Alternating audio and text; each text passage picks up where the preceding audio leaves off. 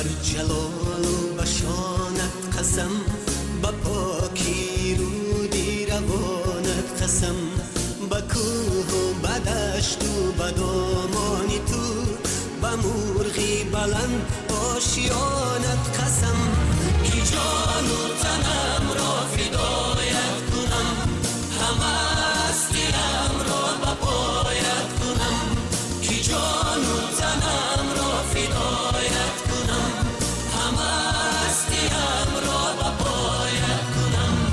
قسم قسم به نامت قسم ای وطن، وطن وطن به نامت قسم ای وطن.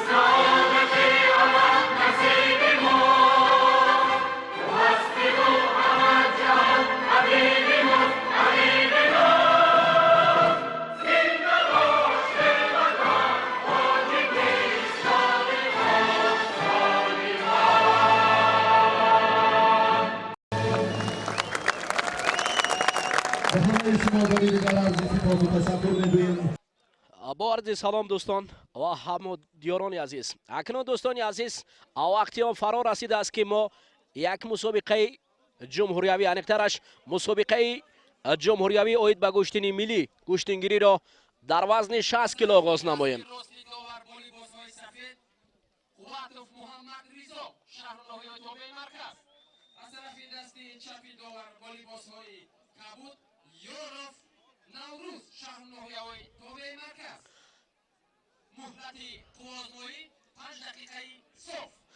هواداران ورزش،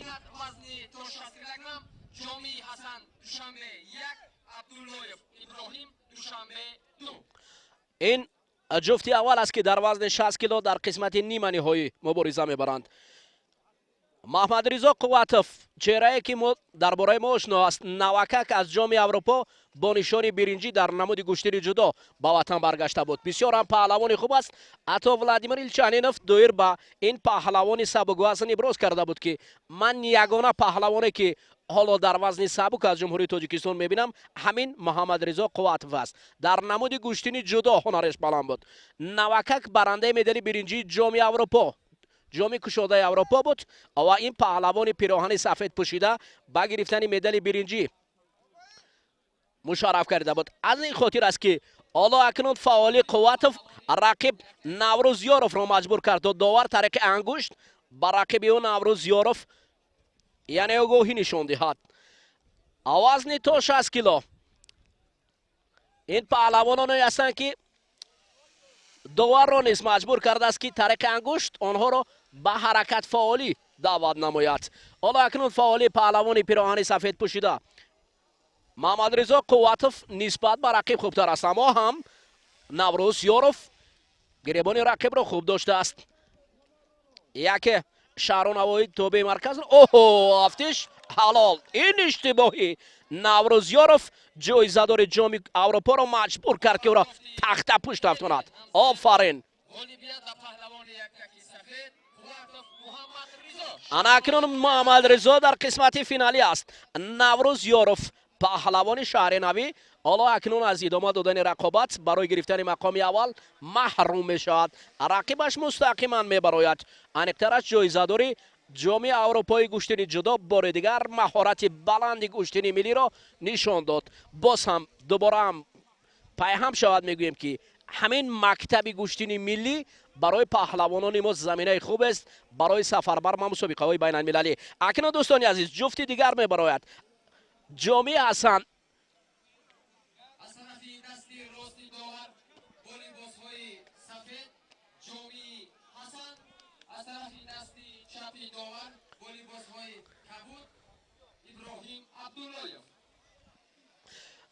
ҷоми ҳасан ҷоизадори чемпиони осиё дар гӯштини самбо, ҷоизадори чемпионати ҷаҳон миёни наврасон дар риштаи самбо, иштирокчии бозиҳои осиёи ҷакарта навакак ҳонари баландашро нишонд. ғолиб бале дар намуди гӯштини ҷудо миллӣ нишон медиҳад. инҷо ҷоми ҳасан рақиби ӯ бошад. Иброҳим Абдуллоев дар клуби варзишии Вастан тамрин гирифтааст таҳти роҳбари Рустам ва ҳоло акнун паҳлавони вастанӣ хост ки нишинад, аммо ҷоми ҳасан сабти дигарро интихоб мекунад. ин паҳлавони сабти вазни тоҷик таҳти роҳбари Садриддин Обидов дар намуди гӯштинҳо тамрин гирифтааст. ҳоло ҷоми рақиброна меборад барои нишастан. Иброҳим Абдуллоев чанд навбат кӯшиш кард барои нишастан.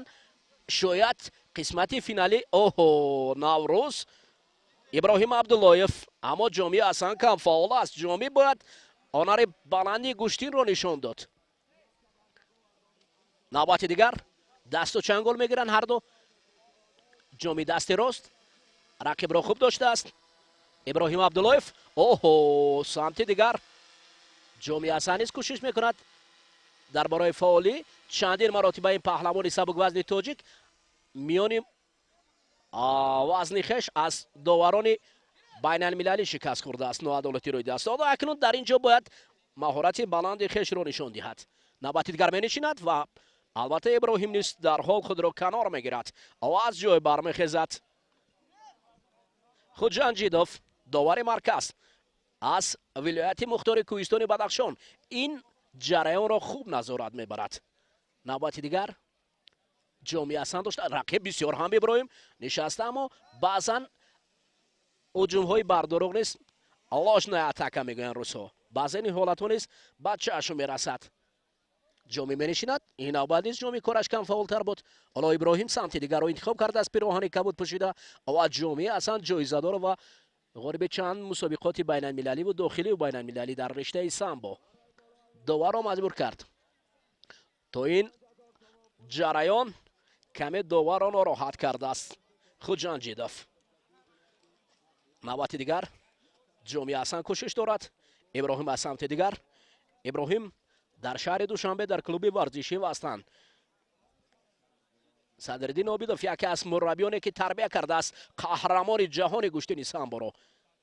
навакак шогирди дигараш ҳамон шогирди қаҳрамони ҷаҳонро беҳрӯз хоҷазоро дар назар дорам ки навакак дар таърихи гӯштини ҷудо боз як саҳифаи рангинро кушод.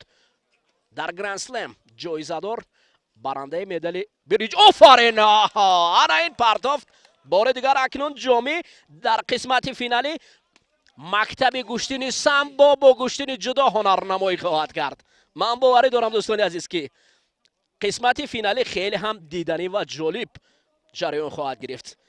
Иброҳим Абдуллоев чанд навбат кӯшиш кард, аммо мутаассифона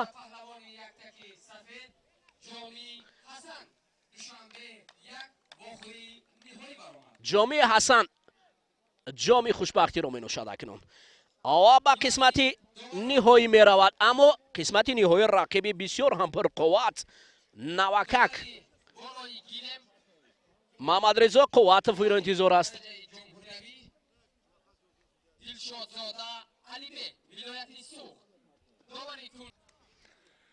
دوستان عزیز توجه میکنیم به رقابت نیمه‌نهایی وزنی تا 65 کیلو نورانشاه بوداماєв و ایدیبек سفرов. این دو پهلوانی که الان معرفی شدن به میدان می آیند و تا با این مرحله اگر ما توجه کنیم به نورانشاه بوداماєв که فردوس رحمت الله رو در سبقت قبلی هم شکست داد، مثلا همین پهلوانی خیلیتی سفید داشته. ایدیبек سفرов از ناحیه شهر نو تحت رهبری میرزا شیخов تمرین میکند و الان در این مسابقات تا به مرحله نیمه‌نهایی راه یافتنش هم البته بی اساس نیست. اگر ما توجه کنیم به سبقت‌های قبلی که در ناحیه دنقره برگزار گردیدند، اون ورزشگران خیلی شجاع و موفق مرحله اول و دوم چمپیونات مملکت با دوری نهایی راه یافتند که دیروز در ناحیه دنقره قوازمایی آنها هم خیلی طول کشید. یعنی از سبب بیشتر بودن پهلوانان البته 8 وزن گشتین ملی که 180 نفر رقابت کردند و الان تنها سبقت‌های نیمه‌نهایی و نهایی این مسابقه جمهوریوی را که در روزهای تجلیل نوروز با شکوه بین‌المللی جریان گرفته ایستاده است منظور شما میکنیم. نورانشاه قبلا هم در گشتین زیودو در میان نورسان یک مهارت بهتر هم داشت، اما تا چند سال موصوف تا با آن مقام‌های افتخاری راه نمی‌یابد. الان اینجا هم یک اشتباهی که نورانشاه صادر کرد، داور به او آگاهی داد. امتیاز اول البته چون بدن است، الان هر دو هم به گرفتن امتیاز اول حتی شرفیاب نشدند و بوداماєв که حریف را نادرست داشت، یک طرف یک پهلوی که البته در گشتین ملی هم این رایج نیست و الان هم باز برای سر کتف کردن ایدیبek سفرov باید نورانشاه قبلا همون ترتیب درست و معینی که در گشتین رایج است باید آن را خوبتر به راه ماند، اما چنین نکرد. علت و سبب اساسی عملی نگردیدن همون اصول از همین عبارت بود. این دفعه نیز دوباره به همون عملی کردن همون اصول میل دارد، اما اینجا هم یک عکس العمل‌های ایدیبek سفرov هم بیشتر به مشاهده میرسد در دقیقه های اولی رقابت نیمه‌نهایی. با نورانشاه قبلا هم بسیار بهای بلند میدادند هم کارشناسان مربیان گشتین جودو میان البته نورسان. بعدیانی که البته سن و سالش هم دیگر شد، بعد این علاقه نورانشاه این راه را با موفقانه ادامه داده نتوانست. اکنون ایدیبek هم آگاهی گرفت چون علت‌هایی که هر دو را فراگیر است در جریان قوازمایی اگر نورانشاه با سبب یک طرفه داشتنش آگاهی گرفته باشد، علاقه ایدیبek میدان را چون ترک کرد و چون فشارهای خودی در این سمت بیشتر بودند. اما اونقدر دقت جلب کننده نیست رقابت نیمه‌نهایی وزن 65 کیلو. مخلصان همون ترتیب همون طرز درستی که در گشتین ملی خیلی هم محبوب است در رقابت هر دو پهلوان مشاهده نمیکنند. اگر امروز توجه کنیم یک دلگرمی پهلوانان با آن خاطر است که فدراسیون گشتین ملی و کمیته های مربوط به ساحه هم تحفه های نوروزی را حتی تا به همون مکافات عالی شاه جایزه تأسیس دادند که این هم خوب است برای پهلوانان ما. اما تنها در یک وزن امروز ما ورزشگر را به شما میتوانیم معرفی کنیم در وزن مطلقی که بعدی خاتمه همه سبقت ها برگزار میگردد. در وزن 60 65 70 75 بعدا وزن 80 کیلو و چون وزن 90 و نهایت 100 و جمع 100 کیلو در 8 وزن پهلوانان امروز در مرحله نیمه نهایی تا به همون خاتمه سبقت های امروزه در وزن های خیش نیرو میسنجند. الان بوداماєv امکان دارد که به سمتی اما خیلی هم عالی و ایدیبek واقعا هم سفرov چون بیان کردیم که این پهلوان ناحیه شهر نو تحت رهبری میرزا شیخov تمرین میکند و امروز هم علاقه ثابت کرد که در همین زمینه یک عمل خیلی غیر عادیش هم فرق کننده است. و ایدیبک از این مرحله به مرحله بعدی روی یافت، به فینال برآمد و ایدیبک سفر چون بیان کردیم که پهلوانی وزن 65 کیلو بسیار اصول سری کتف رو هم خیلی با سرعت و جالب استفاده کرد.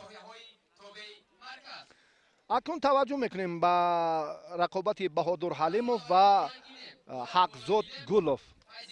بهادر تحت رهبری شیرعلی بازارов تمرین میکند و حقداد اگر ما امروز توجه کنیم از همون سبقت اوله حقداد گلوف که از دسته شهر و ناحیه های تابع مرکز است، پهلوان خیلی عتیقه داشته از علیخرش از شهر حصار که قبلا مسابقه های دیگر هم برایش یک نتیجه بهتر هم به بار آوردند و ماست در مرحله نیمه نهایی هم البته با غلبه های پای در پای 3 دور رو هم با موفقانه انجام داد و با این مرحله راه یافت.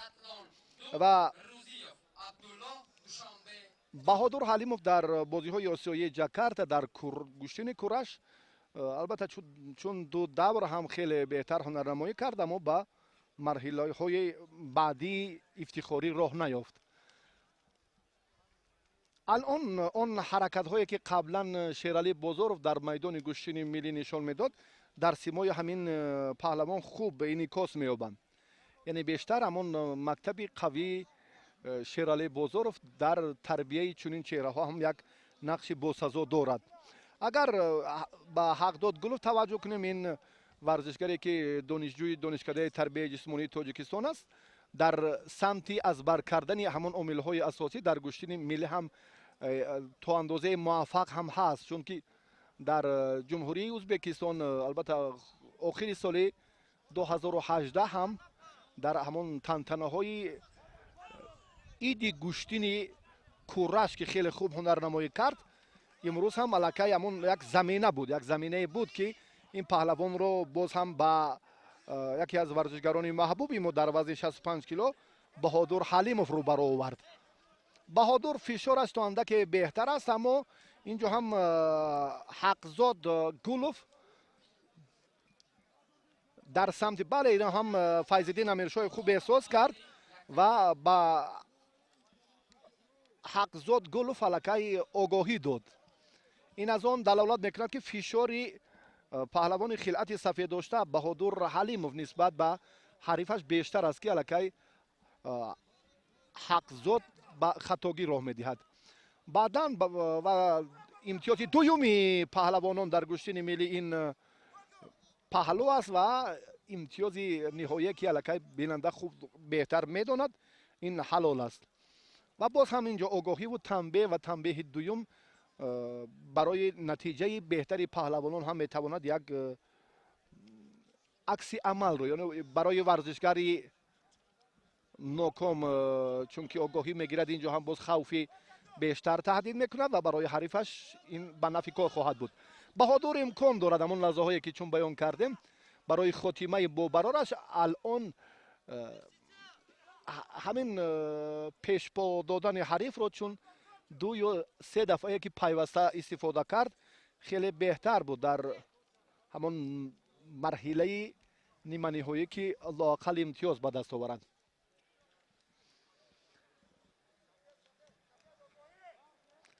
مرحله نهایی ثابت ساقی امروز البته یک کاری خوبی کمیته کار با جوانان و همچنین در هماهنگی با فدراسیون گشتن ملی یک نظام و ترتیب بهتر را برای خاتمه دادن همین سبقت ها به میان آورد. قبلا چنین عامل ها برای خود دریافت چهره های اصیلی شهر و ناحیه های کشور هم یک خلل وارد میکرد، اما امروز یک مرحله که در ناحیه برگزار میگردد بعدا پهلوان موفق به ولایت سفر بر می شود. در نهایت نفر دست بالا البته باز هم حق شرکت تا به مرحله نهایی رو پیدا می سازد. قبلا این ترتیب این طرز معین خوب براه ماندن نمی شد براستی و الان هم حقزاد یک آگاهی دارد، اما بهادر از آن موفقیت هایی که ما انتظار بودیم در مرحله نیمه نهایی آن هنرش رو بهتر نشان نمیدهد. اکنون ایدیبک سفرov او را انتظار است اگر همین نتیجه همین ثانیه های آخر هم باقی ماند یا عمل نهایی حقزاد یگان ثمر به بار نآورد. توجه میکنیم حالا باز هم با درست کردن کمربند سر و لباس پهلوانان که فیض‌الدین امیرشایف داور مرکز دستور میدهد.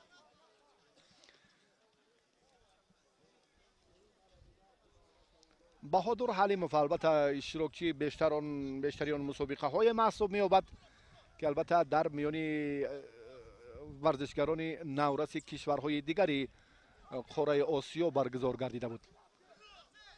اما اینجا هم باز دست را به ترتیبی که حقزاد میگذارد تا اندازه خوف را هم به وجود میآورد. اما این عمل ها را، این حرکت ها را هم خود داور خوب احساس میکند. اما باز هم یک کوشش آخرین پهلوان شهر حصار حقزاد نتیجه بخش انجام نمی‌یابد، چون که برای رفع این مشکلی الکی بهادر حلیموف خوب آماده بود. دوباره همین ترتیب، همین طرزی که هر دو هم میخواهند که خیلی کوش شش به خرجی هم بدن بدون مبالغه این البته برای بهادر هم بهتر بود. حریفش رو مجبور کرد که داور آگاهی دهد و در نهایت امتیاز اولین رو هم بهادر صاحب گردید و همین طور با یک بدن حلیموف در مرحله نیمه نهایی غالب آمد و به فینال برآمد.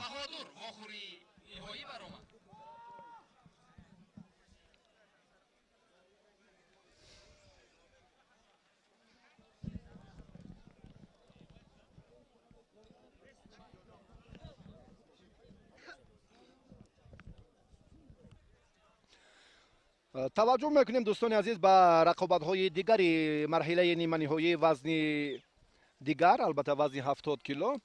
چمپیون آسیا در گوشتن جودو میان نورسان رضی الله لایقوف الان با خلعت سفید است و عبدالله روزیو پهلوان منطقه رشت که امروز هم اگر ما توجه کنیم به مکتب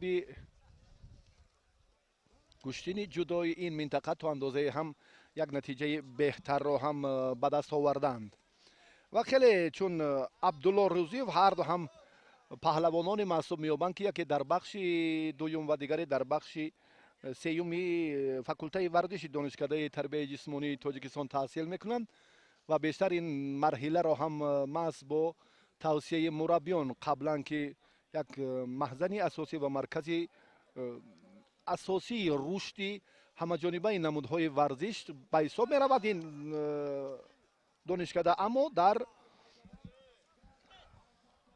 آغاز سبقت رضی الله، در آغاز همین اصول خیلی معمولی گوشتن جودو هم موفقیت دیده میشد، اما خاتمش برای آن ببرار بود که داشتن دست راست رو که از استثناء از نظر دور کرده بود رضی الله، به این خاطر تا به خاتمه این اصول رو خوب استفاده کرده نتوانست.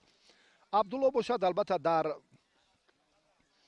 چمپیونات مملکت و باز هم در سنبای رزمی هم آخر سال 2018 هنر خود را سنجیده بود و اکنون این مراتب هم خیلی یک عکس العمل عبدالله خیلی بهتر بود برای لااقل امتیاز اول. اما اندکی اینجا هم کنون دفاع بهتری رضی الله لایقوف خیلی خوب به نظر رسید. تجربه رضی الله محض در چمپیونات آسیا و بعدا هم دوباره میان جوانان شرکت ورزید، اما چون کامیاب نگردید و در مجموع اگر توجه کنیم این هم یک صحیفه درخشان گوشتن جودوی کشور رو میماند و محض دستاورد همین پهلوانی خلعت سفید داشته. اما اینجا اون چیزی که بیننده میخواهد، مخلصان میخواهند که پرتوهای جالب باشد، حرکت هایی که خیلی هم چشم رس باشند، چون این البته نیست. این به آن خاطر است که البته مهارت پهلوانان سال تا سال روش می‌یابد و اینجا اکنون نفر تصادفی نیست که یا رضی الله یا عبدالله که زود ترتیب و دلخواه اصول رو هم در جریان رقابت عملی کند. یعنی امروز موازی مقاومتی شدید و سزاوار رو ما می‌بینیم. یعنی پهلوانان ارزنده هر دو هم چون بیرون شدن از میدان زودتر دو مرتبه разиялло акнун огоҳӣ гирифт. се ҳамлаи хеле бомуваффақонаи абдуллоро мо мушоҳида кардем. як дафъааш барои бадан хеле ҳам такякунанда як назари наздикӣ ҳам дошт ва баъдан разиялло ба хулосае омад ки тартиби сабқат тарзи нерӯсанҷиро каме дигар кунад.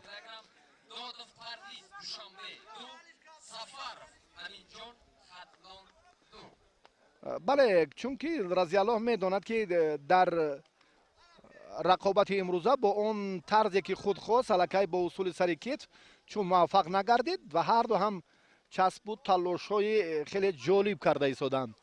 ба ҳарду паҳлу чап ва рост ҳам хеле ҳарду нерӯ месанҷанд, яъне бисёр имконияти хуб ҳам доранд. яъне агар таваҷҷӯҳ кунем дар истифодаи усулҳо бо паҳлавоне ки ба самти чап бештар таваҷҷӯҳ мекунад мушкилтар аст варзишгаре ки ба нимаи рост мегирад. агар ин омил дутарафа яъне хуб дар ҳамон сатҳи лозима бароҳ монда шавад, он гаҳ мушкилии рақобати ин майдон зуд рафъ мешавад. дақиқаи охирини нерӯсанҷӣ абдулло имкон дорад ки аз ҳамон хатогии ҳарифаш хуб истифода кунад ва ба марҳилаи баъдӣ роҳ ёбад. рақобати вазни 70 кило дар сабқати ниманиҳоӣ миёни разиялло ва абдулло алон ҷараён дорад.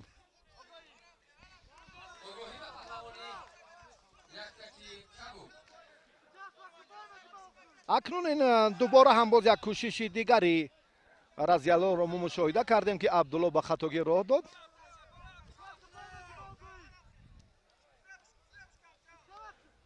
огоҳии аввалу огоҳии дуюм инҷо ҳам боз як нақше ки чун агар мо ба самбо таваҷҷӯҳ кунем, аммо дар идомаи сабқат ҳарду ҳам имкон доранд ки ҳоло ягон натиҷаи беҳтарро ҳам ба даст наоварданд.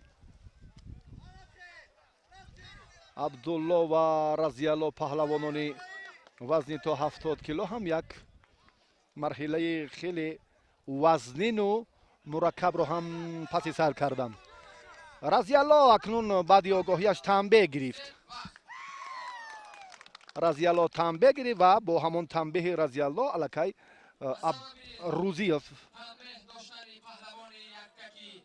рӯзиев аз натиҷаи дилхоҳи марҳилаи ниманиҳоӣ баҳравар шуд ва ба финал баромад.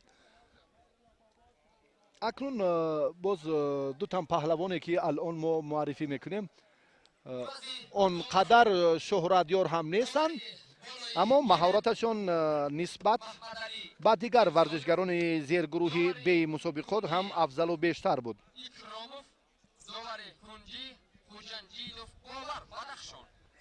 32 нафар паҳлавони шаҳру ноҳияҳои мамлакат дар марҳилаи қаблӣ чун сабқатро оғоз карданд аз давраи аввал ва то ба ин марҳила аллакай чун чеҳраҳое ки роҳ ёфтанд ва аллакай абдулло рӯзиев ба финал баромад ва парвиз додов ин варзишгари дастаи душанбе 2 бо хилъати сафед ба майдон мебарояд ва аминҷон сафаров паҳлавони дастаи хатлон 2 аниқтар аз шаҳри кӯлоб. таваҷҷӯҳ ба доварони имрӯза мекунем ва акнун дар майдон муҳаммадалӣ мирзоев довари марказ аз ноҳияи файзобод боли дигар барои маърифии худи паҳлавонон ҳам имкон дорем. аз тарафи дасти чапи довар бо либосҳои кабуд сафаров аминҷон хатлон 2. таваҷҷӯҳ мекунем ба ҷуфти дуюми сабқати ниманиҳоӣ вазни то 70 кило.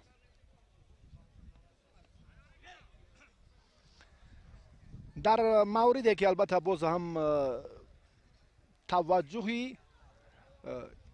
бештар ба истифодаи усулҳои гӯштини миллӣ бошад, албатта мо он тартибу тарзе ки чун дар рақобати дигар паҳлавонони вазни 60-65 буд, дар қуввузмоии вазни 70 кило мушоҳида накардем ва акнун бибинем ки аминҷон ва парвиз ин омилҳои асосии гӯштини миллиро чӣ гуна бар роҳ мемонанд ва тартиби сабқат чӣ натиҷа ба бор меорад. огоҳӣ ба варзишгари хилъати сафедошта парвиз додов ба иштибоҳ роҳ дод. бароси он қадар маълумоти муфассал ва саҳеҳ ҳам нест роҷеъ ба маҳорати ҳарду ин паҳлавон. акнун парвиз додов ҳам ин чеҳраҳое ки акнун кашф мегарданд. дар оянда он нафароне ки вазни 70 килоро маърифӣ мекарданд оҳиста оҳиста албатта аз майдони сабқатҳои асосӣ дур мемонанд бо гузашти сол. албатта боз ҳам ин ягон ҷои гуфтугӯ ҳам нест. купрук ин тавре ки мушоҳида гардед дар гӯштини миллӣ албатта роиҷ нест, ин ғайриқоида аст ва парвиз додов ки худро хеле хуб дифоъ кард. ба замин аминҷон сафаров тавонист ки имтиёзи дуюмин яъне баданеву паҳлӯро соҳиб гардад. хеле беҳтар. агар боз паҳлавони кулобшаҳр хилати кабуд дошта дастро амиқтараш ё лоақал ҳам остини ҳарифро беҳтар медошт, хеле созгор буд барои ана ҳамон мақсад ва мароме ки дар дил дошт, яъне барои ба даст овардани дуюмин паҳлӯи рақобати имрӯза. бисёр моҳирона амал кард аминҷон.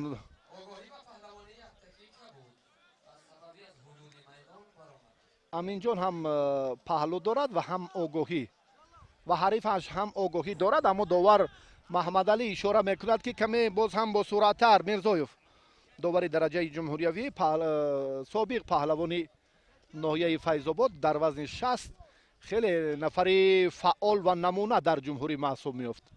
ягон амале нест ки натиҷабахш бошад. довар инро ҳам ишора мекунад ва беҳтараш ҳаракатҳои бо суръат дар ҷараёни рақобат ҳам ба назар расад. ин хеле ҳам писанди мухлисони гӯштини миллӣ аст.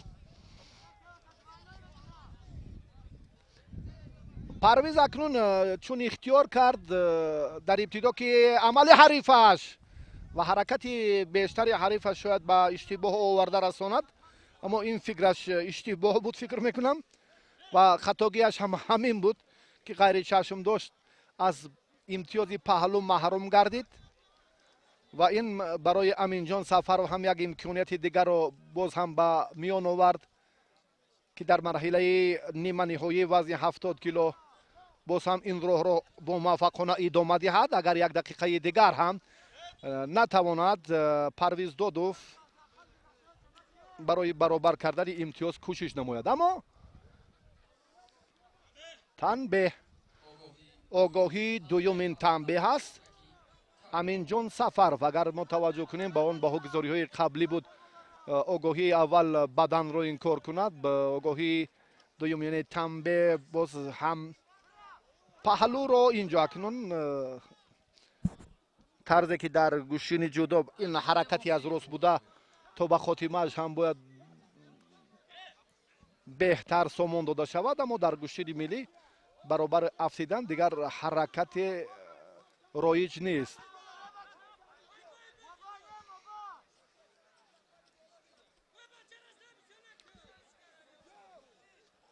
аминҷон сафаров ин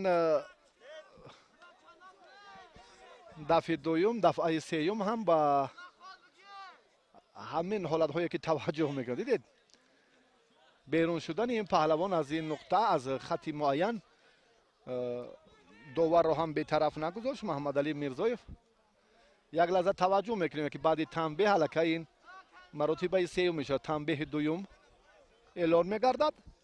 аммо паҳлавони шаҳри кӯло боз инҷо имтиёзи паҳлӯ ки дорад дар идомаи рақобат каме фориғболӣ кард. имтиёз гирифт, аммо фориғболӣ кард. бояд ки бештар як лаҳзае ки хеле раҳо ёфт. инҷо ҳам як ҳаракати парвиз додов ҳам беҳтар. сонияҳои башумор акнун ин парвиз медонад ки дигар дар ин замина кори дигар ой хеле беҳтар. аминҷон сафаров бисёр ҳам як тарзи сабқати ҷолиби паҳлавони شهر کولوب رو دیدیم و سفرов هم میتوانست که در همین ثانیه های اخیر خیلی و خیلی باز هم با سرعت همون لحظه رو خاتمه دهد. اما پهلو بعداً بگذاری شد و این نتیجه برایش کافی است که در مرحله نهایی شرکت ورزد. سفرov با روزیوف عبدالله در فینال برای موفقیت وزن 70 کیلو قوا میسنجند. دوباره بالای گیرم دلشاد زاده علیبک ولایتی سوخت خاسیموف سید امید خطلان دو میرزایف محمد علی شهرنهای خوبی مرکز. از طرف دستی راستی داور والیبال‌های سفید عظیموف امان‌الله خطلان یک. از طرف دستی چپی داور والیبال‌های کبود رسول سید مختار دوشنبه. راقبان و دوستداران گشتین ملی تاجیکی گشتنگیری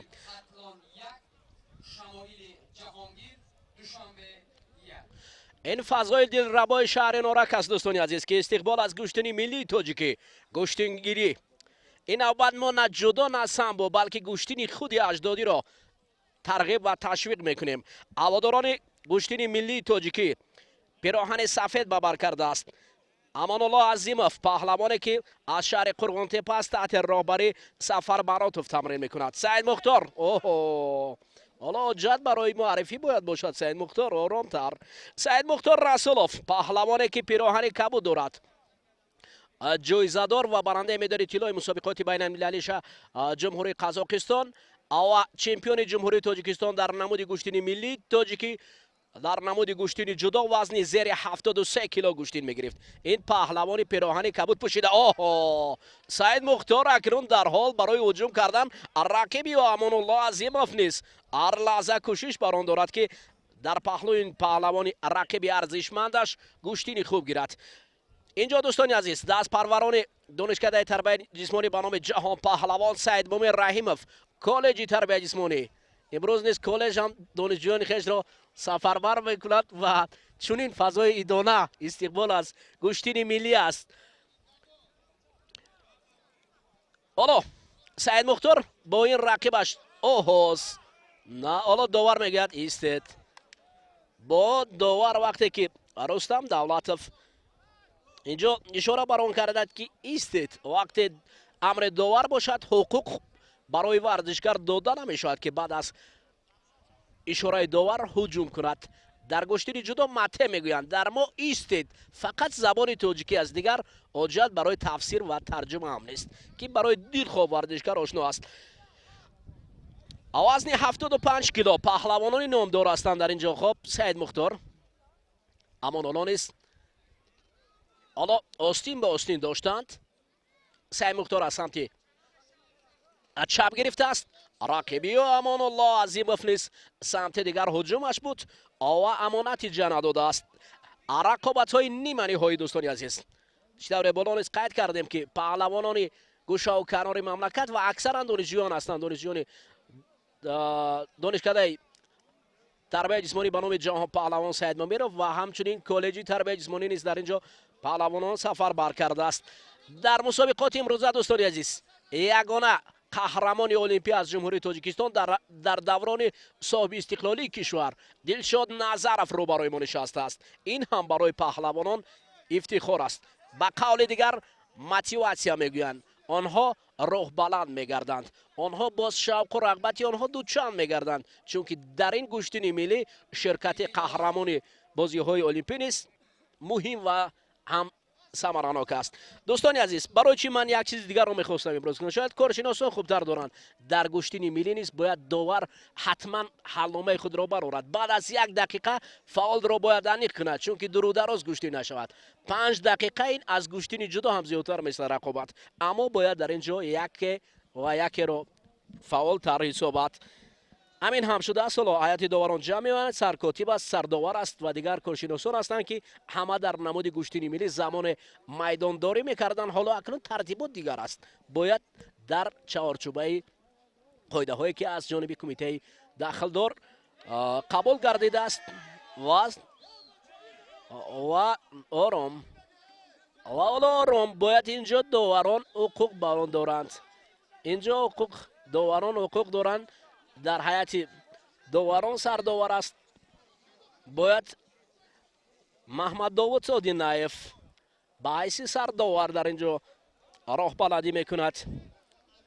абдулло саидхоҷаев саркотиб низ ишора дорад. довар рустам давлатов он низ албатта ҳоло корро медонад ки ба кадом самт рафт. аввал довар ишора барои гирифтан кардааст. не инҷо мухлисонам ҳуқуқ барои даромадан ба майдон надоранд. бояд хуб гирад. саид мухтор гӯштинро хуб медонад. бояд хуб беҳтар ҳунарнамоӣ кунад. ин ором 73 кило онҳо намуди гӯштини ҷудо ҳунарнамоӣ мекарданд. амонулло азимов пироҳани сафед ба бар кардааст. остини рақибро доштааст. саид мухтор низ самти дигарро гирифтааст. аз татами баромадан аз минтақаи кабуд баромадан маънои огоҳӣ дорад. ба минтақаи сурх гузаштан маънои огоҳӣ аст. аз ин хотир бояд варзишгарони муҳтарам ин қоидаҳоро риоя кунанд. самти дигар амонулло азимов ҳоло ҳарду фосиларо дӯй гирифтанд. ҳам амонулло ҳам саид мухтор ба қавл оҳо паҳлу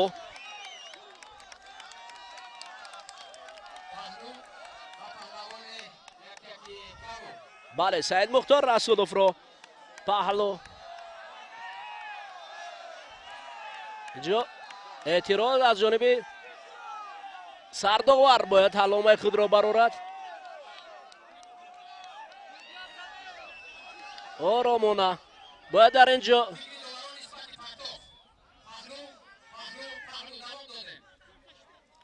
паҳлу ба кӣ доданд? саид мухтор бале боло низ қайд кардем. паҳлу ба суди саид мухтор расулов аст. муҳим расиши аввал аст. ба хотире ки расиши аввал амонулло дар замин афтид. ҳоло паҳлуро барои саид мухтор доданд.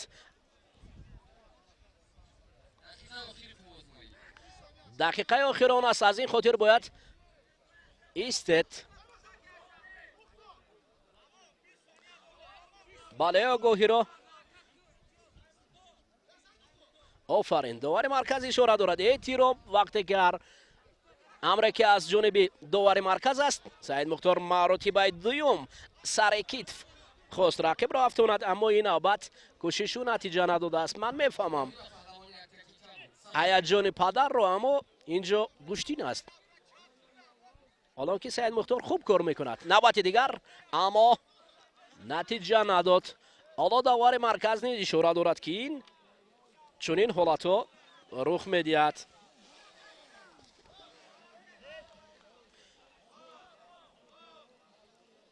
алимбек дилшодзода инҷо нигоҳ дорад, назорат мебарад. ҳар як ава ҳамин тариқ дилшодзода алимбек ғолибро муқаррар мекунад. саид мухтор расулов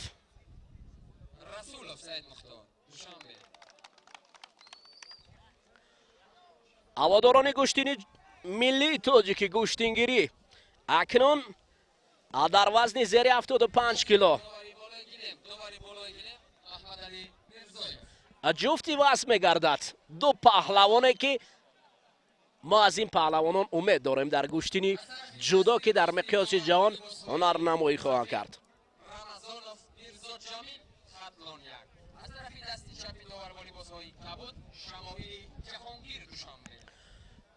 паҳлавони пироҳани сафед ба бар карда мирзо ҷамил рамазонов иштирокчии гранд-слам гран-при гӯштини ҷудо, қаҳрамони ҷумҳурии тоҷикистон дар намуди гӯштини ҷудо ва барандаи медали биринҷи ҷоми президенти ҷумҳурии тоҷикистон дар намуди гӯштини ҷудо ҷаҳонгир шамоили ҷаҳонгир дастпарвари фарух собиров дар толори собировҳо тамрин мекунад. пироҳани кабуд ба бар кардааст.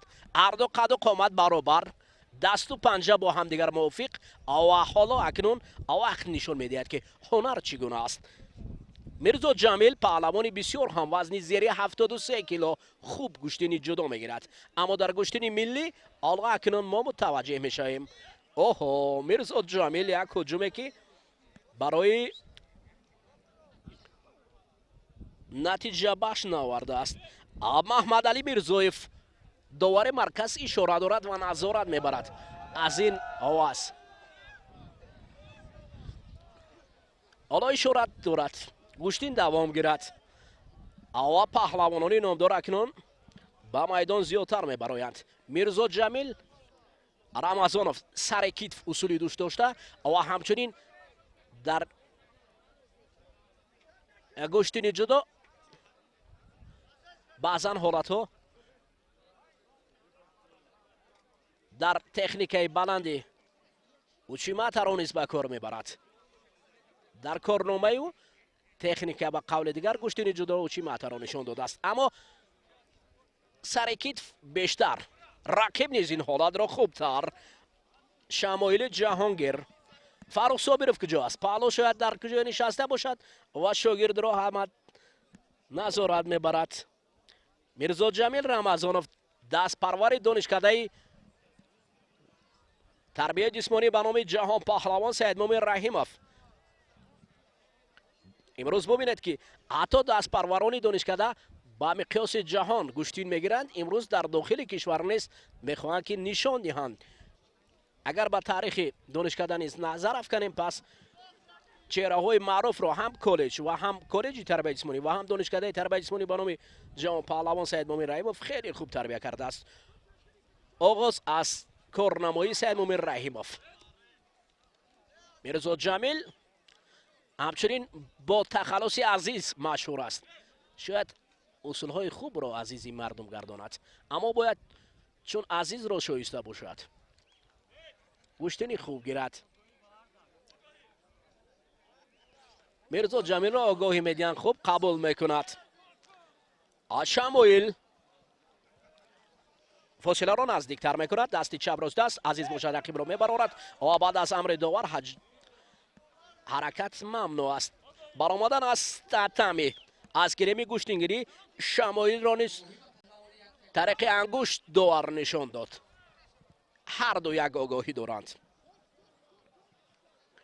با قول دیگر کار باید کرد. میرزا جمیل شمایل حرکت های میرزا جمیل خوبتر به چشم میرسد. فاروق صابرов مربی شمایل است. در وزن 66 کیلو گوشتین میگرفت. همچنین در نمود گوشتین ملی تاجیکی گوشتینگیری نیست مهارتش یک موسم خوبتر بود. شمایل میان نوجوانان و جوانان در گوشتین ملی نیست خوب کار میکرد. گیرید دیگر ما حجمه نمیگوییم، گیرید عباره خیلی زیبای تاجیکی. مرحبت گوشتین گیرید. عزیز سمت دیگر حرکت های میرزا جمیل حالا فعالتر را نشان میدهد. تنبیه دویم آگاهی دویم مبادل گردید به تنبیه. آگاهی بعدا مبادل میگردد. آگاهی دویم به تنبیه. در حالت جنگ بست کردیدن وقت پس بسود میرزا جمیل این دیدار انجام خواهد یافت. باران نزدیک میگردد اما مهر مردم نسبت به گوشتین زیادتر می شود. فصل بهار همین است. بعضا باران فیضدار می افتد، بعضا پرتافت های جالب برای خلق پیشنهاد می گردد. ایستید.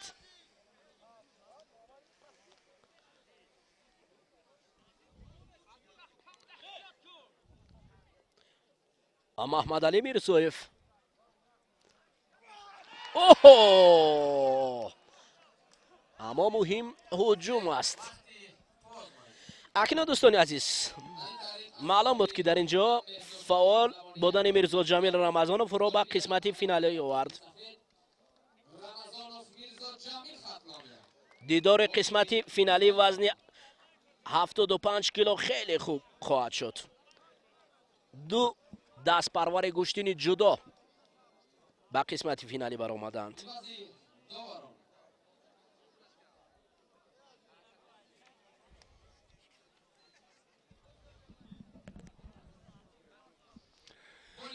таваҷҷӯҳ мекунем акнун ба рақобати аввалини ниманиҳоӣ вазни то 80 кило. эраҷ абдуллоев варзишгари хилъати сафеддошта ва кароматулло ҳакимов паҳлавони хилъати кабуддошта.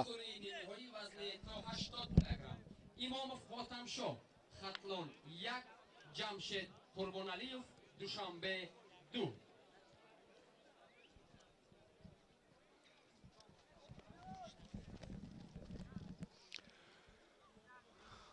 ба дақиқаи аввали рақобати паҳлавонон таваҷҷӯҳ мекунем. ҳарду ҳам қомати баланд. Агар ба маҳорати эраҷ таваҷҷӯҳ кунем, эраҷ парвез самадзодаро дар сабқати қаблии чорякниҳоӣ шикаст дод, ба ин марҳила роҳ ёфт. кароматулло ҳакимов бошад дар муқобил бо сабрулло ҳикматуллоев дар вохӯрии чорякниҳоӣ зафар ёфт ва ба ин марҳила роҳ хат гирифт. аслан кароматулло ҳакимов ин паҳлавоне ки ҳатто дар гӯштини ҷудо дар миёни ҷавонони мамлакат ҳам як мавқеи хоса дорад ва берун аз тоҷикистон ҳам хуб ҳунарнамоӣ кардааст. паҳлӯ имтиёзи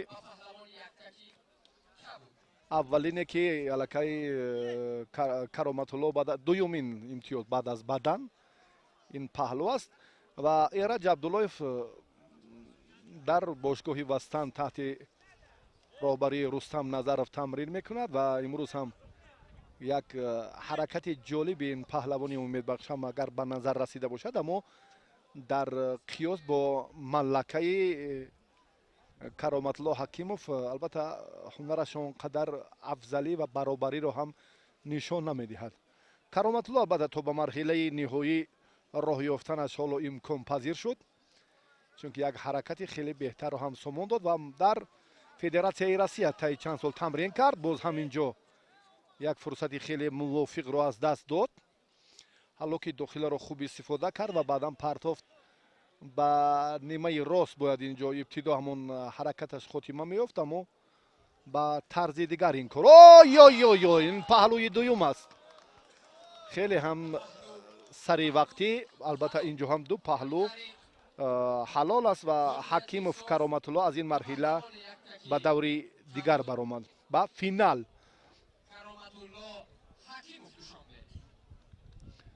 дар бораи ҳунари ҳакимов албатта ҳарф задем ки берун аз тоҷикистон таи чанд соле ки тамрин дошт дар федератсияи Россия ва маҳз дар мусобиқаҳои дигар ҳатто дар гран прини ҳунари худро ҳам санҷида буд ва имрӯз осон ғалаба ба даст овард.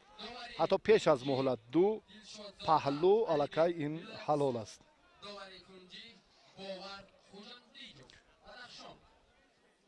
акнун хотамшоҳ имомов ва ҷамшед қурбоналиев.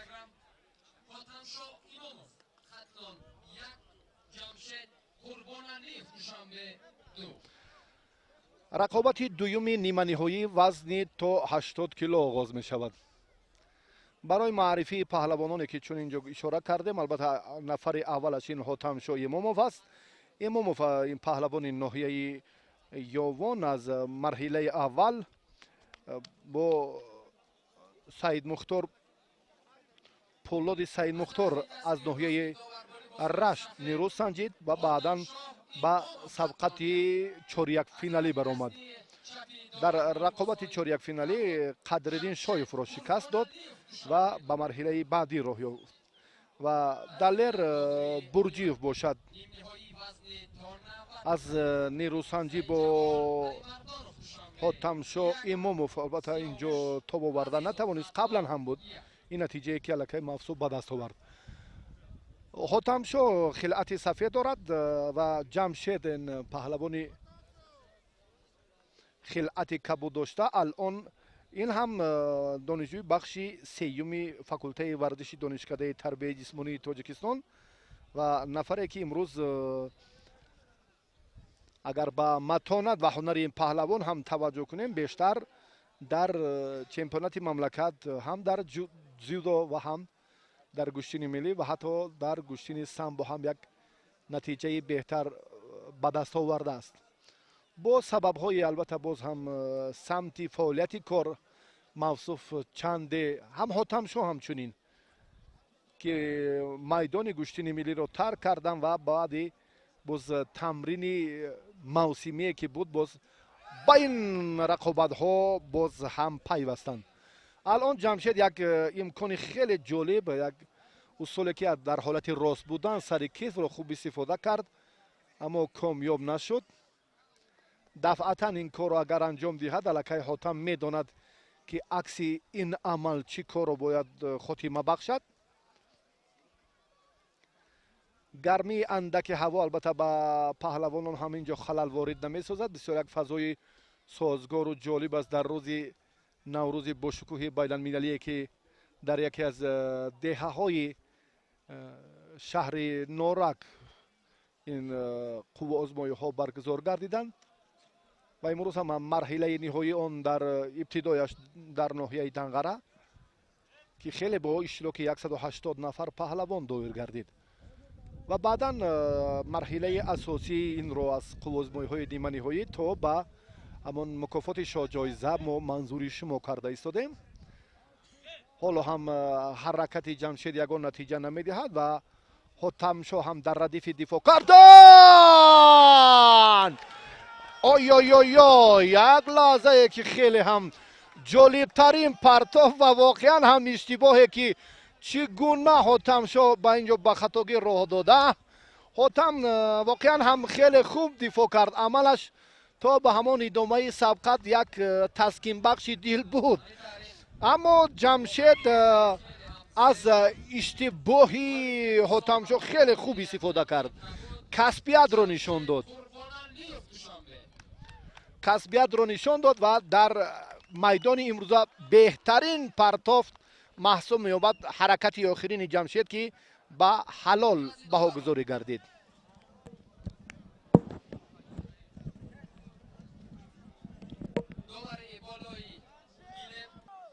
акнун ҳаводорони гӯштини миллии тоҷикӣ гӯштингирӣ вазни ваз мегардад.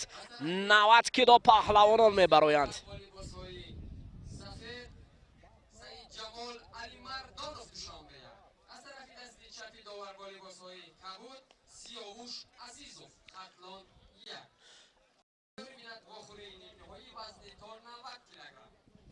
ناصر خوجا زینالدینوف خطلان 1 تیمور محمدوف خطلان 1 چوبان عقابان دو بازو کشا بیزن رقیبان را از زمین بر هوا بیباش با دلی جسم و روح و قوی که میدانی دلیری نماند تیهی. من باوری کامل دارم که این میدان تیهی نخواهد ماند، چون که هم مخلصان هم ورزشکاران جدید وزنهای بلند میبرایند. سید جمال علی مردانوف پیراهن سفید به بر کرده است. پهلوانی که در نمود گوشتین سامبو مهارت عالی نشان داده است. در نمود گوشتین جودو نیز خیلی خوب بود. پهلوانی که اکثرا پشت پرده میموند. حالا اکنون سید جمال علی مردانوف پیراهن سفید به بر کرده است و سیاوش عزیزوف رقیبی است در وزن 90 کیلو، جفته که به قسمت فینالی میخواهند گذارند.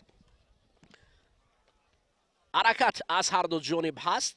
اما فعالی این جفت گلم به نظر نمیرسد و هر دو آغاز کردن فضای خیلی هم سازگار و این ابر بهاری اکنون بالای سر آنها است تا ببینند که این پهلوانان به چی قادر هستند. علی مردانوف دست پروری دانشکده تربیت جسمانی به نام جهان پهلوان سید مومن رحیموف است و رقیبی او باشد تحت رهبری سلطان عزیزوف از ناحیه کشانیان، یکی از پهلوانان خیلی قد و قامت خوبتر.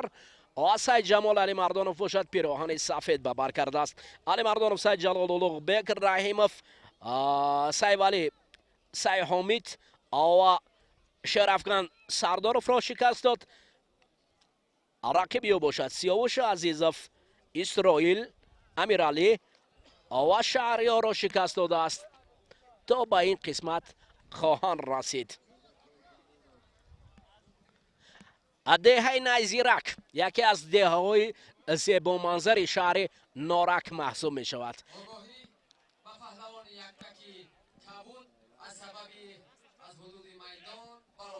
حالا آگاهی برای سیاوش عزیزов، اما این آگاهی ما را قناعت نمیکند. باید اینجا پرتافت باشد، لحظه جالب باشد و سید جمال حالا کوشش داره آستین داشته است. رقیب اون نیست، خیلی امکانیت را پیدا کردنی است. از سید جمال سمت دیگر را گرفتنی است. قد و قامت هر دو پهلوان برای گشتین گرفتن سازگار هستند و برآمدن است. تمی باز هم کاریم پهلوانان را به سمت دیگر میبرد.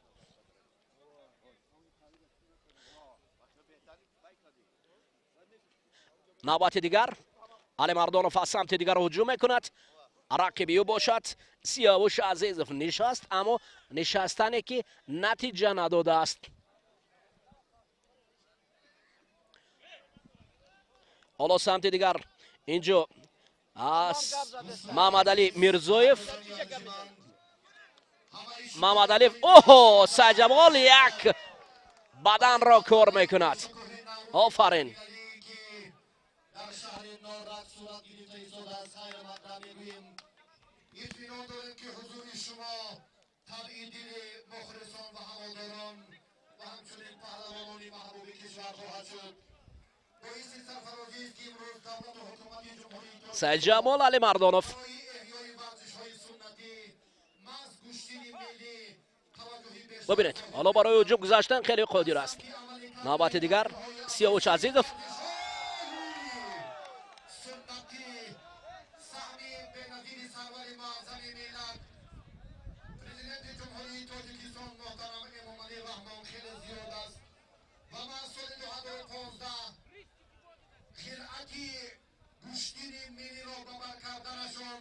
شهادتیان است که محض در همه شهر و ناحیه‌های کشور در جشن‌های ملی و دولتی همیشه گوشتین ملی تنتنه کند و این برای پهلوانان و برای همه ما شما یک تحفه ارزشمندترین سرور معظم ملت است و با افتخار این عید به‌شکوه فضای صلح و ثبات آرایی کشور و زیبایی وطن محبوبمان و مرحله نهایی مسابقه جمهوری یک کفگومی صمیمانه شما دولت و حکومت جمهوری تاجیکستان دولتی ما را در عرصه جهانی پهلوانان ورزشکاران معرفی میکنند. زمان صاحب استقلالی مملکت در تاریخ ورزش میهن با حرفهای زرین یکی از ابرمردترین فردهای ملت این دلشاد مردانوف است و افتخار چمپیون بازی‌های المپیک ریو دی ژانیرو که هم مسئول جامعه و مهمان شرفمند شهر مارکن یک کفگومی صمیمانه شما و این مهمان عالی قدر این ابرمرد شهرتمندترین تاجر را که در ورزش صحیفه درخشانترین و بزرگترین را باز کردن یک کفگومی صمیمانه کنید. من افتخار دارم که در میان شما هم چنین چهره‌های اصیل چنین ورزشکاران محبوب خیلی زیادند و این افتخار ما و شما و فرد ملت تاجیک است که اولین فردی که این صحیفه را در زمان صاحب استقلالی کشور درخشان خدمت صاحب پهلوان یک سفید سید جمال علی مردانوف شامبه. سید جمال علی مردانوف پهلوانی که خیلی هم دو پهلو توانست که رقیب را افتاند و به قسمت نهایی راه یابد.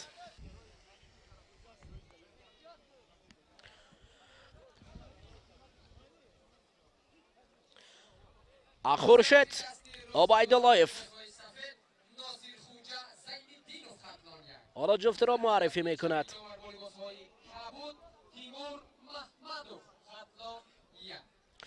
اکنون جفتی وصل میگردد دوستانی عزیز.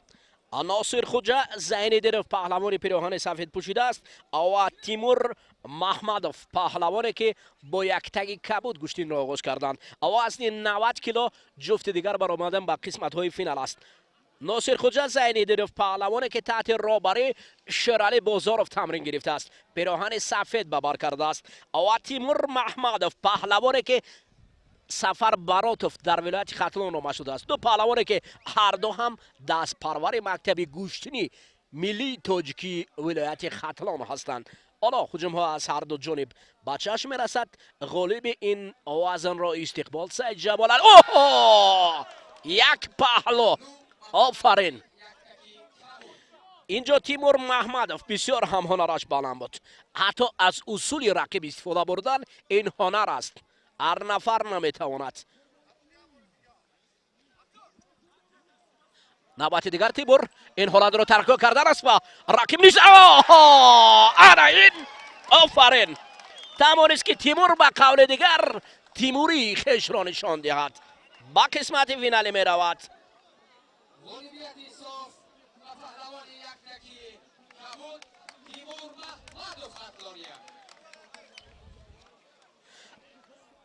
هواداران گوشتینی ملی تاجیکی گوشتینگیری اکنون رفته پهلوانان نامدار و چهره های بسیار هم غالب شناخته به میدان میبرایند.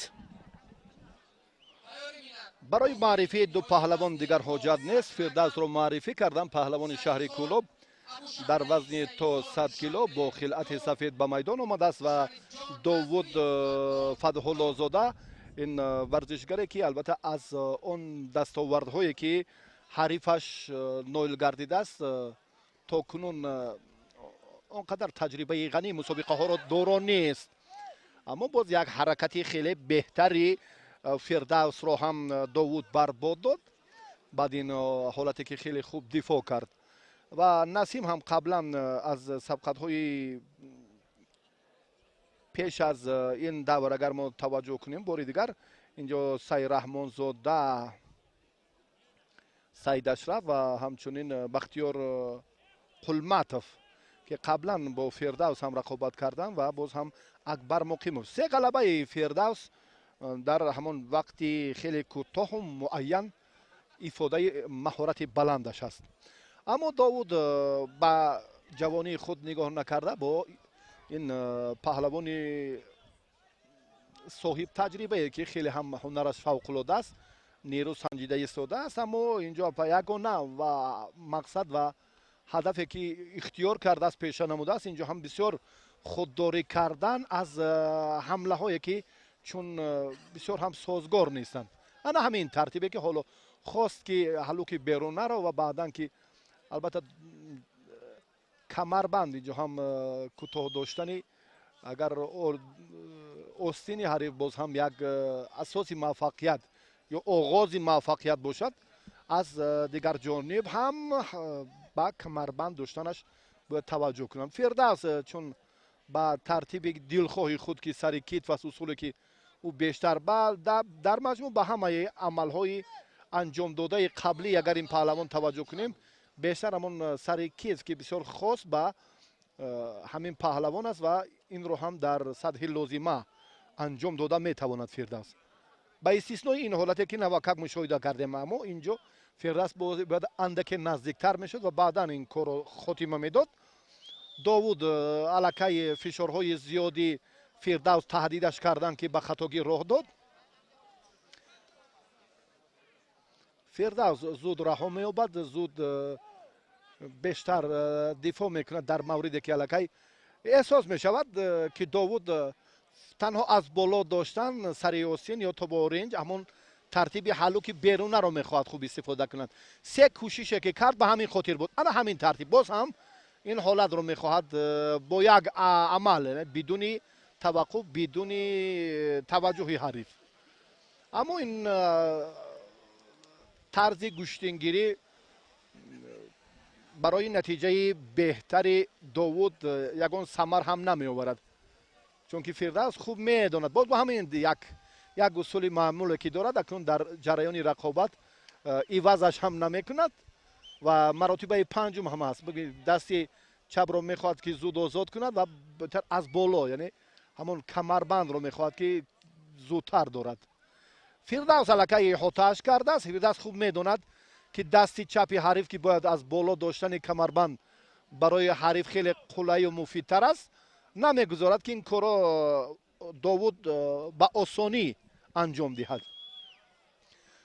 حالا منتظر می شود به مانند همون رقابت قبلی وزن 90 که خیلی ما شاهد بودیم یک پهلوان یک چهره اصیلی که من بررسی باری اول این پهلوان رو مشاهده کردم، تیمور محمدов که بسیار هم جوانی آینده دار، مهارتش خیلی قوی و عکس عمل رو پهلوان در حرکتی حریفش بسیار عین مدعا استفاده کرد و اون قوه بیشتری جسمانی هم صرف نکرد.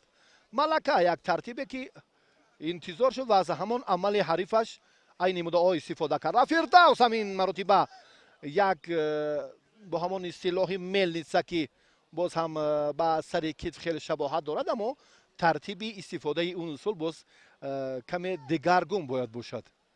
یعنی فردوس باید در تغییر دادن موازنت حریف بیشتر مسئول باشد و بعدا این کار رو خاتمه دهد. فردوس 4 اصول رو اینجا هدف عمل خود قرار داد، اما در 4 اصول یگان دفعه موفق نشد. تنها یک فشارش برای داوود نگران کننده بود و داوود 5 عمله که با همون یک طرز خاص خود میخواست که استفاده کند، همون حالا که بیرون از این دفعتا نه، این اونقدر طبع دل نبود. یک آگاهی داوود او را از این سبقت، از نتیجه دلخواه این سبقت محروم ساخت. فردوس نسیموف در وزن 100 کیلو به مرحله نهایی راه یافت. برنده مدال برنجی مسابقه بین المللی جام پرزیدنت جمهوری تاجیکستان اوید به گوشین جودو است. ابو شاهنه سعید خان و شریف جان نظریف به میدان می آیند.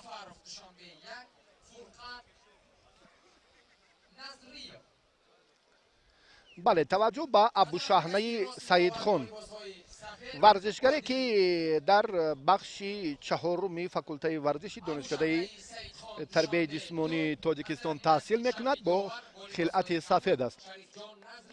شریف جان نظریف در مسابقه گراند پری جمهوری ازبکستان آخر سال 2018 شرکت ورزید و پهلوانی که میان جوانان یک موقع خاص هم دارد. امروز با قامت بلند، البته باید وقت داوری برحق است که در جریان مسابقه گشتین ملی در تنتنه نوروز شهر نورک کدام از این پهلوانان ارزنده خیلی هم بدن هست. بله، شریف جان علاقه امتیاز اول رو به دست آورد، خیلی با باوری دلپرانه این کار رو سامان داد. ابو شاهنه از این فرصت رها یافت، وگرنه در این مورد لااقل پهلو هم شریف جان بهاگذاری میشد. ابو شاهنه تو اندازه بهتر دفاع کرد که از این ورطه اندک مشکلی که حتی به تخت پوش رفتیدنش هم از استثنا دور نبود. این حالت دوم شریف جان دستی راست رو البته داشتنش رو از نظر دور کرد، وگرنه این هم عمل هم تو اندازه بهتر بود. فیض الله حبیب الله داوری درجه جمهوریوی داوری مرکز الان اشاره دارد باز هم در حد سبقت، اما این دومین کوششی شریف است که نگران کننده است. اگر چنین عمل دفعه سوم هم تکرار یابد، داور میتواند که در ردیف همان حرکت های پهلوانی خلعت سفید داشته باز هم اینجا آگاهی را اشاره کند. ابو شاهنه نسبت به دقیقه اول اندک فعال شد، بدن را که از دست داده است امتیاز اول را میخواهد برابری را هم به میان آورد. هر یک کوشش پهلوانی که در حالت راست است بدون داشتن کمربند یا آستین یا گریبان اینجا عملی کردنش غیر امکان است. این رو هم ببینید که هر دو هم عقب نشینی گوشی نمیگیرند. داور هم باید به این سمت توجه کند. فشار اندکی ابو شاهنه که شریف جان اینجا هم دفاع میکنند، لیکن از میدان بیرون برآمدنش رو داور انتظار می شود که دقیقه اول خیلی بهتر بود، اما هر دو هم اون جالبیت گشتین ملی رو در میدان نشان داده نتوانسته ایستادند.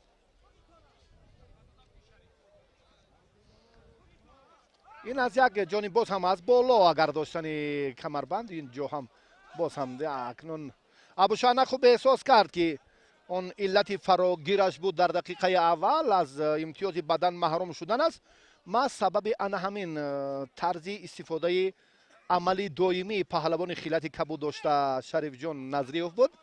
яъне ҳаллуки берунаро чун истифода мекунад ва Шариф ба ин нуқта боз бармегардад. ман фикр мекунам бале аллакай аз ҳаракатҳояш ҳам аён аст.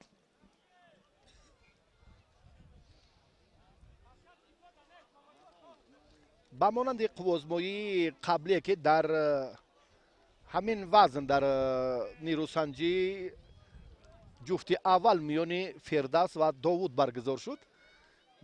Довуд то ба охир ҳамон як ҳаракат як кӯшиш дошт ва ин ҷо ҳам аллакай ин корро боз ҳам бештар Шариф мехоҳад нишон диҳад.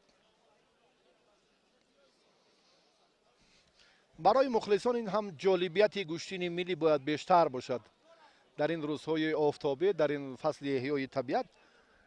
табъи дили мухлисон бояд ҳам рақобатҳо сурат гиранд. аммо он лаҳза ҳаяҷоне ки буд танҳо ду маротиба мо бо ҳам шоҳид будем ки мухлисон ҳам як кафкӯбии самимона доштанд.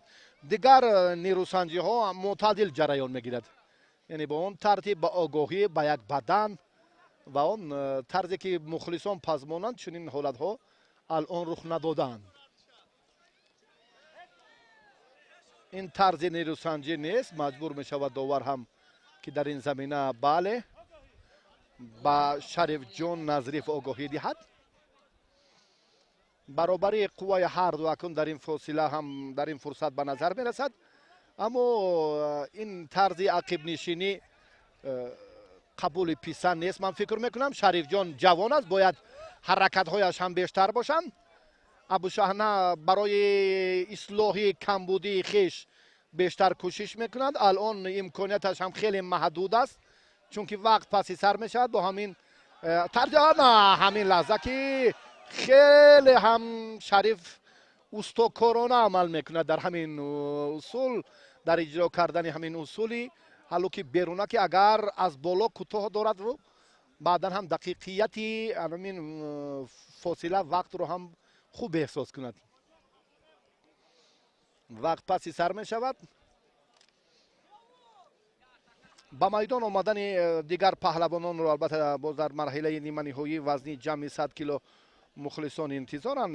Темур Раҳимов ва Фирдавс Баёнзода ва Одил Сафаров ва Фурқат Назриев чаҳор паҳлавони гаронвазн баъди чанд лаҳзае ки ҳоло омодагӣ мегиранд баъди хотимаи ин ҷуфт ба майдон меоянд. хеле ҳам беҳтар буд. ибтидояш беҳтар аст, аммо хотимааш ин ҷо барои мо барои мухлисон ҳам муҳим аст. гӯштини бояд беҳтар гиранд. инҳо намуна бояд бошанд. инҳо албатта боз ин тарзе ки аллакай Шарифҷон дар хотимаи нирӯсанҷии имрӯза ҳам хеле хастаҳолии худро нишон медиҳад.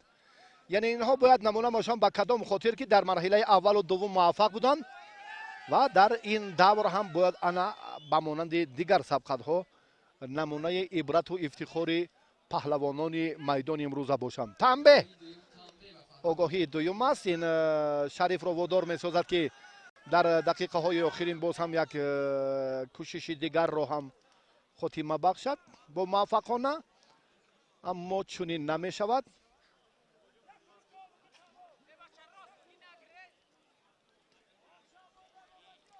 Файзулло Ҳабибуллоев дастур медиҳад ки ин тартиб каме нигаронкунанда аст барои мухлисон ки бисёр вақте варзишгар ба майдон меояд ин ҷо ҳам бояд бо ҳамон як масъулият ва эътминону эътимоди қавӣ бояд нирӯ санҷад. Назриев аз ин марҳила роҳ ёфт аз сабқати ниманиҳоӣ ба даври ниҳоӣ вазни 100 кило ва Шарифҷон Назриев бо Фирдавс Насимов ҳарду паҳлавони шаҳри Кӯлоб дар марҳилаи ниҳоӣ вазни 100 кило бо ҳам дидор анҷом медиҳанд. Timur Rahimov Sharnoyev Markaz. Az tarafin dasti چپی داور بیانزاده فیردوس دوشنبه دو تایری بیند عادل سفرов دوشنبه یک فرقت نظریف خطلان دو وزن خیلی سنگین است دوستان عزیز. تیمور رحیموف جایزه‌دار نوکک، جایزه‌دار گرانپری مراکش تیمور رحیموف میبراید. پهلوانی که در وزن سنگین جمهوری تاجیکستان را در نمود گشتین جدا معرفی میکند. فیردوس بیانزاده شاگرد شیرعلی بازاروف پیراهن کبود به بر کرده است. قد و قامت اندو حلال. انا این کار تیمور است که با پیش میرود. تیمور رحیموف این از همه فرصتی کوتاه‌ترین بود که تیمور رحیموف در این وقت رقیب را شکست داد.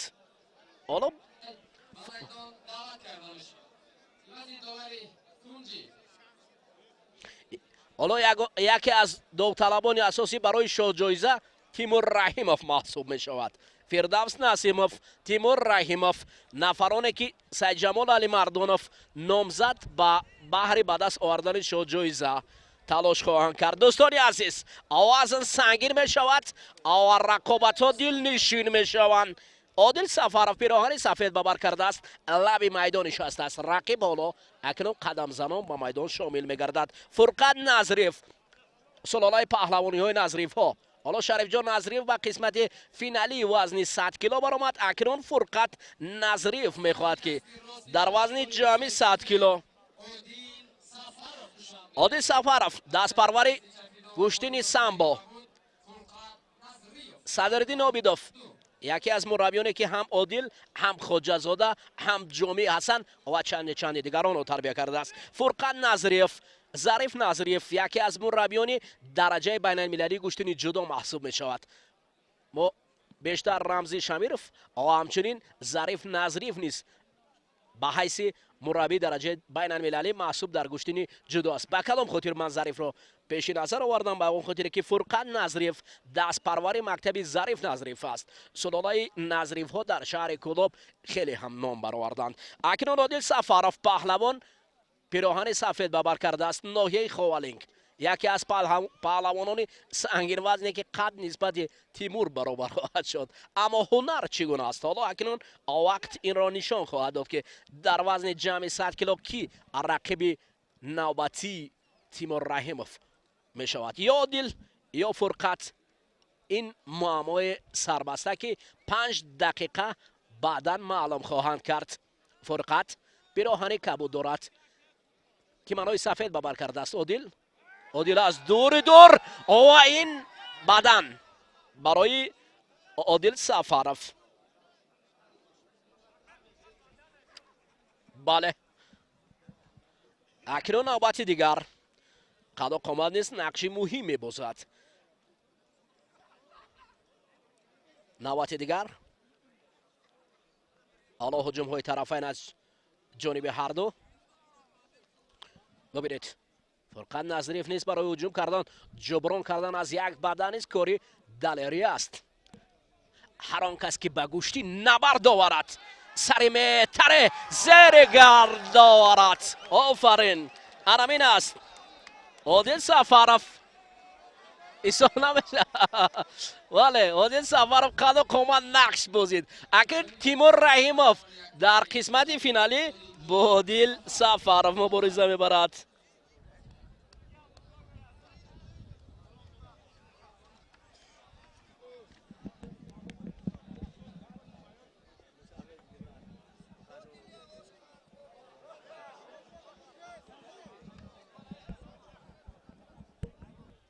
دلباختگان گوشتین ملی تاجیکی گوشتینگری اکنون در وزن 60 کیلو مبارزه برای به دست آوردن نشان برنجی. نوروز یاروف پهلوانی پیراهن سفید پوشیده شهر و نواحی تابع مرکز رقیب او باشد. رست ابراهیم عبداللهیف تلاش بهر به دست آوردن نشان برنجی. حالا این رقابت آغاز شده است و ابراهیم عبداللهیف نوبت نشست خواست سر کتف اصول را به کار برد، اما نتیجه نداده است. همانا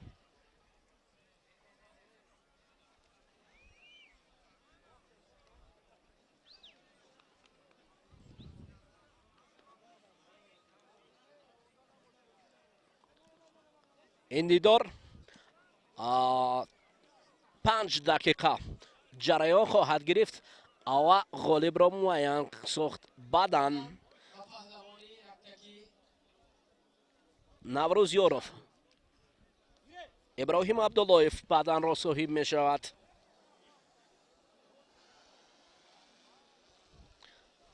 دستپروری کلوب ورزشی وستان ابراهیم عبداللهیف،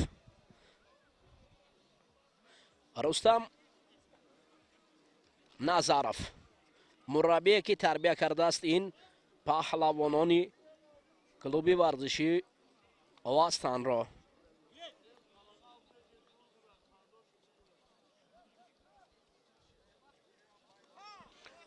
نوبتی دیگر برای افتیدن پهلو. هواداران گشتین ملی اینجا پهلوانان شناخته و مردم هم همانو به دهه نیزیرک بحر تماشای این گشتین زیاد میشوند شمارهشان. و گشتین خیلی هم شوق و بسیار هم زیبا و جالب ادامه مییابد. نشست نوروز یاروف اما نتیجه نداده است. ابراهیم عبدالله فالا یک قدم نسبت به رقیب پیشتر میایستد. تیاری بینند آزمایی برای جای سیوم. بادامایف نورانشاه دوشنبه 1 گولوف 70 شهر ناحیه‌های تابع مرکز.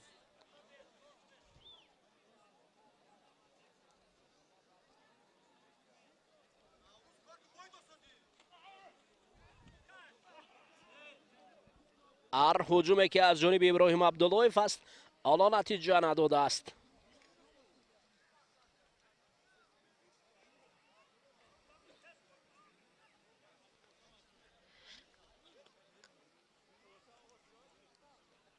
حالا فقط با یک بدن این پهلوان پیراهن صف کبود پوشیده و پیش می رود.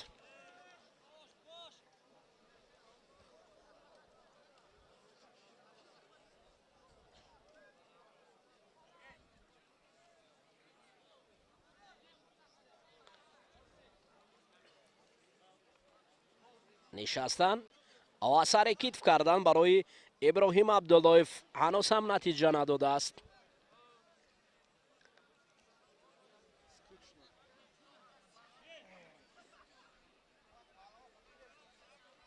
آقای و پهلوانی یکتکی صافی.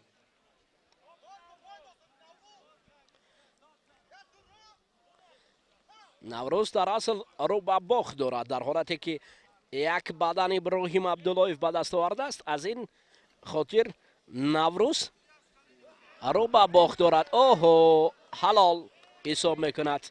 دوستان عزیز، در مقام سیوم در وزن 60 کیلو یکی سفید ابراهیم عبداللهیف ابراهیم عبداللهیف جای سیوم را اشغال نمود در وزن تا 60 کیلوگرم.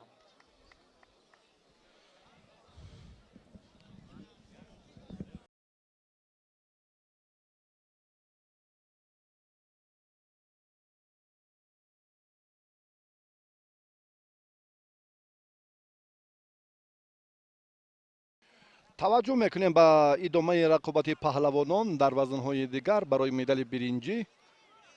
باز دو پهلوان به میدان برآمدند، نورانشاه بادامایف و حقزاد گلوف.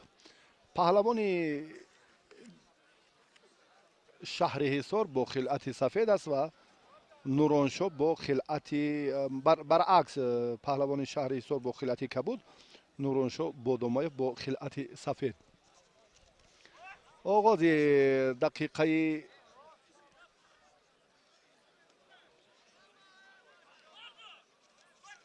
سبقت پهلوانان آنقدر نتیجه بخش هم نیست.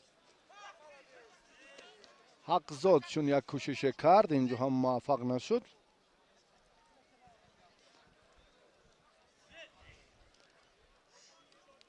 ҳар ду паҳлавон ҳам дар марҳилаи ниманиҳоӣ ноком шуданд. нуроншоҳ аз идибек сафаров паҳлавони ноҳияи шаҳри нав шикаст хӯрд ва ҳақзод бошад дар муқобили баҳодур ҳалимов ҳам муборизаро бо муваффақона анҷом надод ва аз идомаи роҳи сабқати марҳилаи ниҳоии вазни 65 кило маҳрум шуд. огоҳӣ ба ҳақзод ҳам дар донишкадаи тарбияи ҷисмонии тоҷикистон таҳсил мекунад. аммо паҳлавони умедбахше ки имрӯз мо албатта дар сабқати ниманиҳоӣ натиҷаи беҳтар умедвор будем, аммо баҳодур ҳам ҳунараш афзалӣ ва бартарии бештар дошт.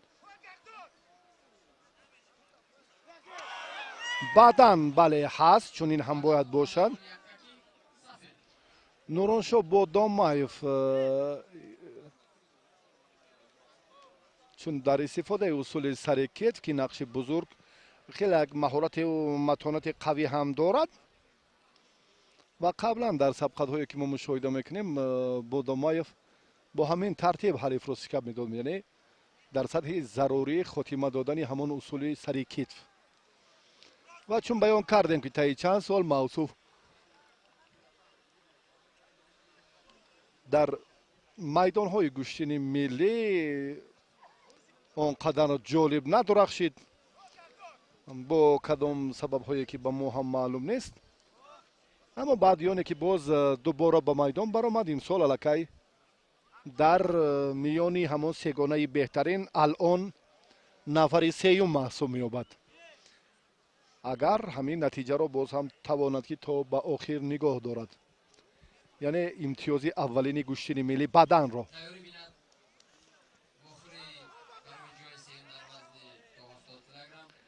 ҳақзод гулов инҷо ҳам натавонист як боре ки ҳаракат кард, аммо бози ҳам ин ба бадан баробар ҳаст. бале нуроншоҳ бодомаев ҳам боз соҳиби бадани дуюм, яъне имтиёзи дуюм гардид. имтиёзи аввал дубора, имтиёзи дуюм ин аллакай паҳлӯ аст.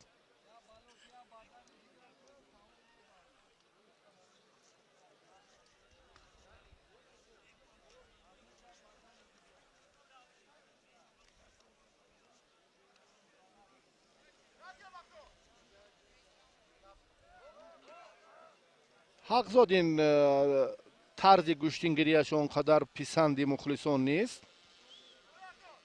бояд ба дигар самт ӯ эътибор диҳад.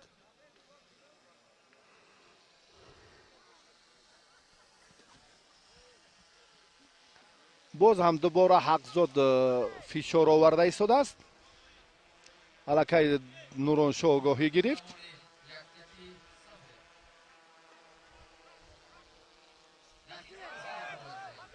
чаро дастро якбора боз кард.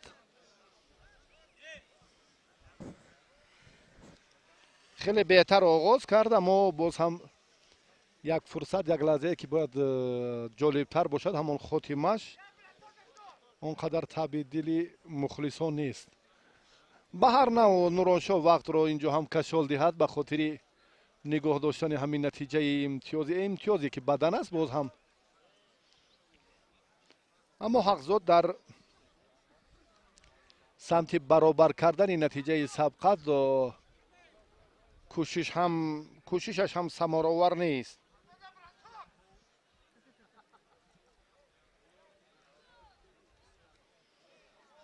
танҳо имтиёзи аввал зарур аст ва дар бораи огоҳие ки ҳарду ҳам аллакай огоҳӣ гирифтанд. дақиқаи охирини зӯрозмои ҳарду паҳлавон. ҳақзод ҳам яку якбора дубора бадан наздик шуд барои ба ҳамин марҳила баробар кардани натиҷа. нуроншоҳ ду бадан дорад ва ҳақзод ки дар охирин дақиқа мубориза бурд, аммо комёб нашуд ва бо афзалии як бадан нуроншоҳ бодомаев дар ин марҳила соҳиби ғалаба ва медали биринҷӣ гардид.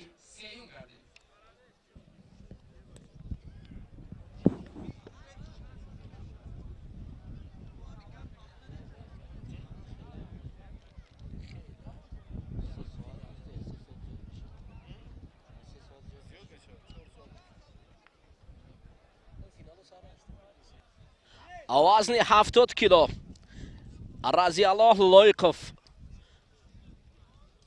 قهرمانی آسیایی گوشتنی جدا میان نورسان پیراهن سفید به بر کرده است. با رقیبش پرویز دادов مبارزه میبرد برای به دست آوردن نشان برنجی در وزن تا 70 کیلو.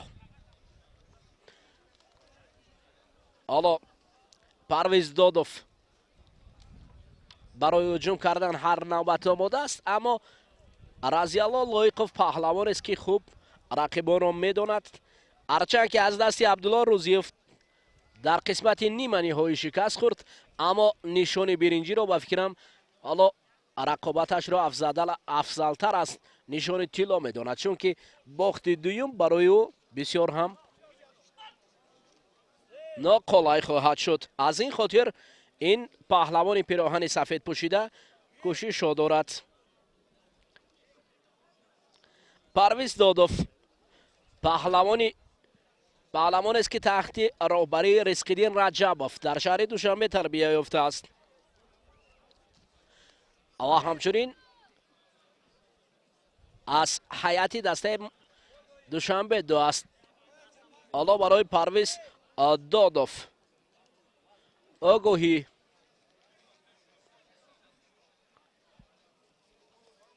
رضی الله لایقов باشد. آستین رقیب را خوبتر داشته است، برای هجوم کردن شاید آماده باشد.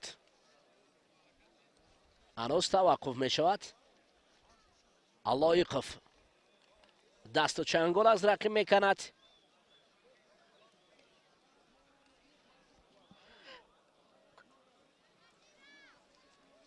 پرویز دادов باشد برای هجوم کردن و لایقов ببینید که یک نوبت کوششی خیلی هم زیبا را شروع کرد، اما انجامش نه آنقدر با موفقیت انجام یافت.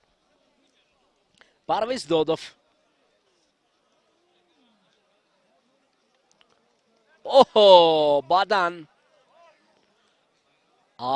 برای پرویز دادов. آفرین. اکنون این نوبت معلوم است که رضی الله لایقов نه به طور لازمی تیاری دیده است.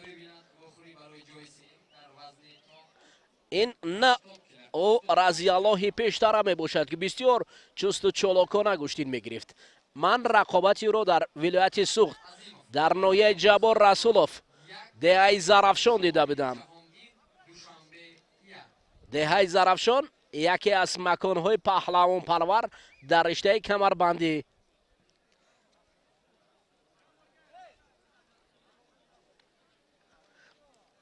در آنجا پهلوانان خیلی هم خوبی گوشتین هستند.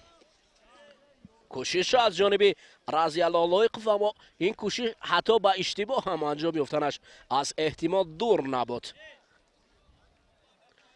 سلالای گلوف ها در دهه زرافشان ناحیه جبار رسولوف ولایت سوخت در نمود کمربندی مهارت عالی دارند. شاهین گلوف،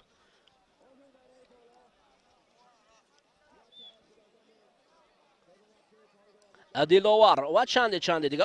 اوه از اینجا لایقов خیست یک کوشش های حالا از یک جهت کوشش کردن خوب است، اما نگاه کرده کوشش کردن ترکر تا اینکه این کوشش ها به اشتباه انجام نیابند.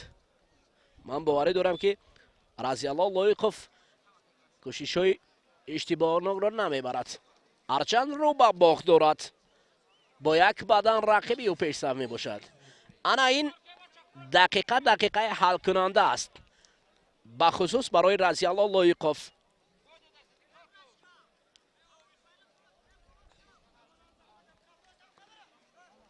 نوبت دیگر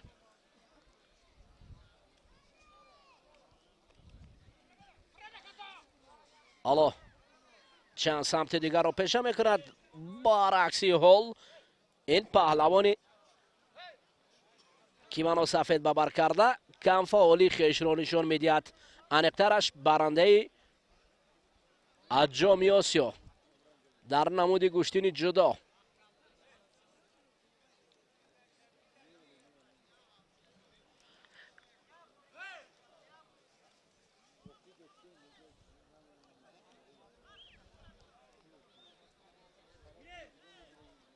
агиреди довари марказ ин ҷуфтро дубора васл мекунад дар дақиқаҳои охирин. таваккал кардан барои Разиаллоҳ хеле зарур ва муҳим аст.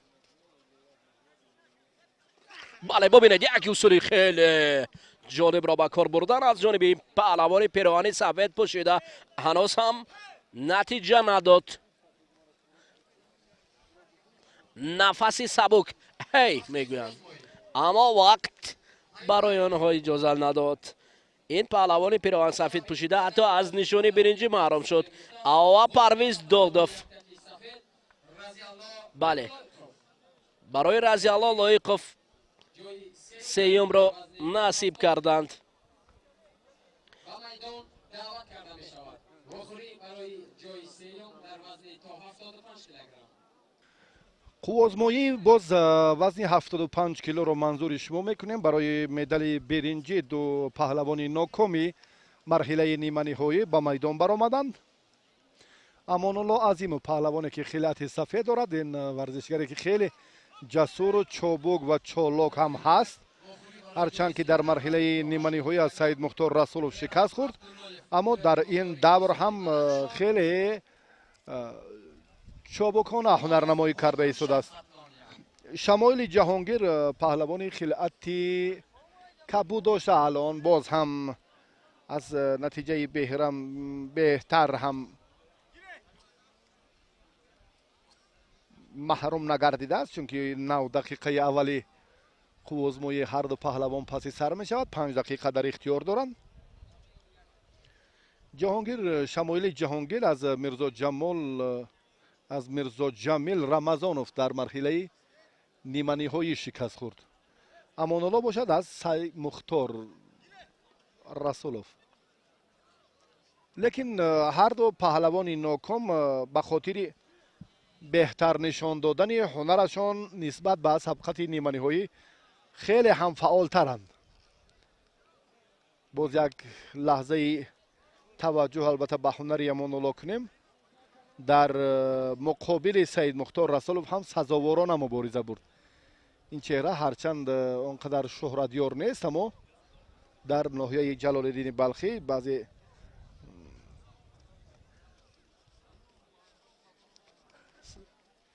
баротали Сафаров ҳам бештар. як ҳаракати дигар инҷо ҳам хеле беҳтар. лоақал ба баъдан ҳам ҳамон такя ки хеле сазовор буданаш як андозае буд, аммо довар ишораи ҳам накард. қуввозмоии паҳлавонон боз ҳамоно идома меёбад.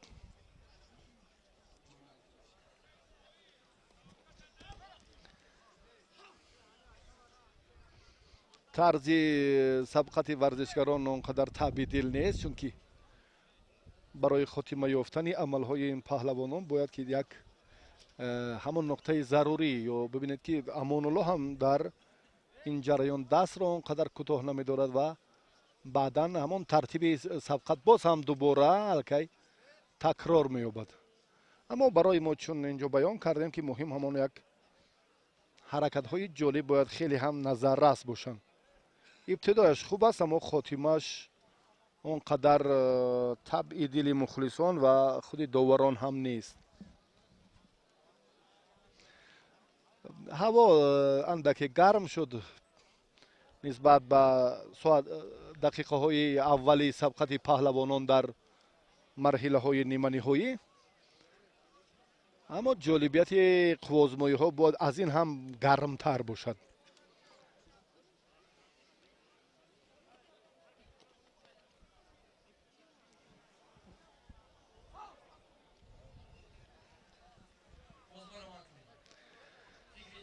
кашмокаши ҳарду ҳам он қадар натиҷабахш нест, чунки ҳам Амонулло ва ҳам Шамоили Ҷаҳонгир ки талош карданд, чунин ҳаракатҳои беасос, яъне ягон натиҷабахш набуданаш доваронро ҳам бетараф нагузошт. фикри доварон ба Амонулло огоҳӣ додан. Як ҳаракати дигаре ки боз ҳам наздиктар ба ҳамон имтиёзи аввалин буд, аммо боз ҳам аз ин ҳам фишор бояд бештар бошад, аз ин ҳам ҳаракат зиёдтар бошад. модом ки Амонулло хоҳад дар ин ҷараён ки соҳиби имтиёз гардад,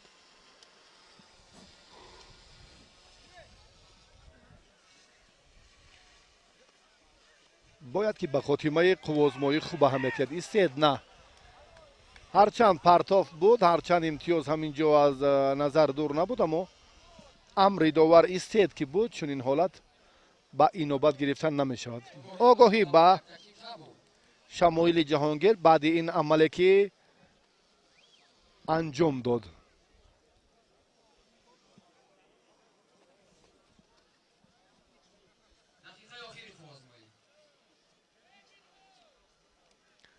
ҳар ду ҳам огоҳӣ доранд, ҳар ду ҳам аз имтиёзи аввалин ҳатто маҳруманд. Яккаме дақиқаи аввал баъди оне ки Амонулло огоҳӣ гирифт, суръати нерӯсанҷӣ каме беҳтар шуд, аммо боз ҳам Амонулло як ҳаракати охиринро анҷом дод. имтиёзе нест, барои медали биринҷӣ ҳарду талош карда истоданд. паҳлавонон то ин марҳила танҳо як нокомӣ доранд. Амонулло дар сабқати нимниҳоӣ ёдовар мешавем ки аз Саид Мухтор Расулов шикаст хӯрд ва Шамоили Ҷаҳонгир баъди муборизаи ҷолиби Мирзо Ҷамил Рамазонов аз идомаи роҳи мубориза маҳрум гардид. паҳлу ба Амонулло дар ҳамон сонияҳои охирин.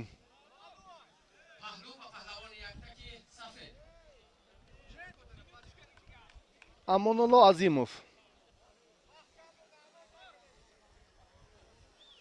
Азимов дар ниҳоят камбуди хатогиҳои худро ислоҳ кард ва акнун Шамоилин тарзи гӯштингирӣ нест.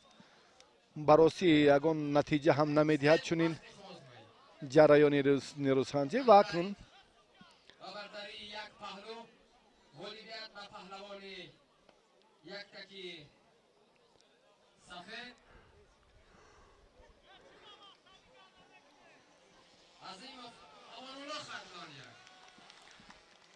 Амонулло Азимов паҳлавони дастаи хатлони як дар марҳилаи баъдӣ чун як нокомие ки рӯбарӯяш гардид, барои медали биринҷӣ мубориза бурд ва даст боло гардид.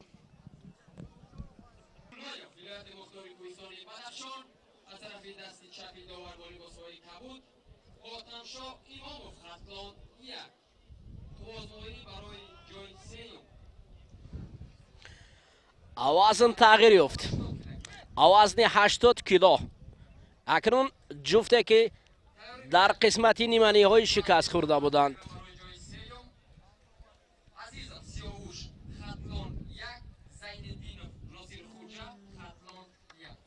Эраҷ Абдуллоев, паҳлавони пироҳани сафед пӯшида. оҳо! паҳло барои Ҳотамшоҳ Имомов, паҳлавоне ки пироҳани кабуд ба бар кардааст. Файзиддин Амиршоев ин паҳлавонро таҳти роҳбарию машқ кардааст ва дар гӯштини миллӣ, дар мусобиқаҳои мухталифи гӯштини миллӣ васан ба ҳунар намоӣ мекард. ҳоло бо як паҳлу ба пеш меравад ин паҳлавони хатлонӣ. рақиби ӯ Эраҷ Абдуллоев Рустам Назаровро тарбия кардааст дар намуди гӯштин. аз клуби варзишии Вастан аст. ҳоло навбати дигар барои ҷуброн кардан Эраҷ Абдуллоев рақибро назди худ меварад. мо Эраҷ Абдуллоевро дар мусобиқаҳои гӯштини ҷудо нест номнавис мебинем, дар мусобиқаҳое ки берун аз ҷумҳурии Тоҷикистон баргузор мегардад, ҳарчанд натиҷаҳои назаррас ҳам надодааст. аммо Эраҷ Абдуллоев дар нави гӯштини олимпии ҷудо нест онараш шоиста аст. аммо Ҳотамшоҳ Имомов ҳоло паҳлавонест ки як паҳлу дорад, ба қавли дигар пешсаф мебошад. аммо пешсафӣ ба пуррагӣ ғолибиятро таъмин карда наметавонад. میتواند که حساب در اینجا تغییر یابد و بعضا حالت ها وقتی که ایرج عبداللهیف هجوم کند پس آگاهی چنین که فیض‌الدین امیرشاهیف نشان میدهد عبیداللهیف نشان میدهد. من معذرت میخوام. فیض‌الدین مربی است که او را تربیت کرده است. تماشا اماموف را با وجود یک آگاهی امتیاز نیم غالبیت را او صاحب شده است. ایرج عبداللهیف حالا گریبان نیز خوب داشته است، برای حمله کردن آماده است و ببینید رقیب نیز است، اصولی استفاده بردنی است اما تمشا نمیگذارد برای ایرج عبداللهیف. ایرج حالا رقیب را از منطقه کبود برآوردنی است، نزدیکتر می‌آورد و از سمت خود و برای هجوم کردن و اما نتیجه نداده است. نوبت دیگر فکر میکنم این نوبت نیست کار ناشایمی حاتمشاه اماموف داور را کمی نگران کرده است، چون که کم فعال است. هرچند یک پهلو دارد، اینو فراموش نباید کرد. نوبت دیگر ایرج عبداللهیف انا اکنون گشته یا برگشته است منطقه کبود برآمده و منطقه سرخ. این معنای آگاهی را دارد. آگاهی دویم در حالت نشان دادن داور مرکز، آگاهی دویم پس تنبیه مبادل میگردد.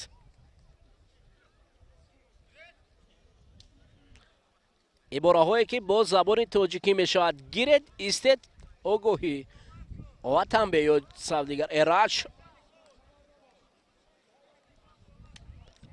حالا تشبوس را به دست گرفته است، هم گریبان و هم سمت دیگر برای هجوم کردن. ایرج عبداللهیف پای هم کوشش میکند، رقیب اما گوشتین گرفته. نمیدونم که شاید آفرین نه کنون جبران دویم این آنار بلند است.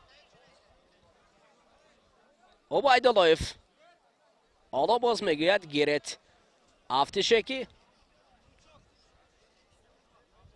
ایرج عبداللهیف را به قهر آورد. وقت سپری میگردند، باید فعال باشند. برای در حالت کم کار کردن پس آگاهی نیز از جانب داور مرکز نشان داده می شود. باید فعالتر بود. اکشن میگویند، فعال شدن در کار. تنبیه مبادل گردید. نوبت دیگر ایرج هجوم های نوبتی را برای استفاده بردن حالا آماده است. برید دقیقه آخری نیست اعلام کرده می شود. برای ایرج لازم است که از این دقیقه آخرین ثمرناک استفاده برد. اما برای چی باشد که رقیبی و تماشا اماموف حالا گوشتی گرفتن نمی خواهد. آفرین پهلو حلال. اینجا تماشا اماموف پشت پای از فعالی حتی رقیب استفاده برده توانست و ایرج عبداللهیف باشد محروم از مدال می شود. حاتمشاه اماموف در مقام سیوم وزن 80 کیلو قرار می گیرد.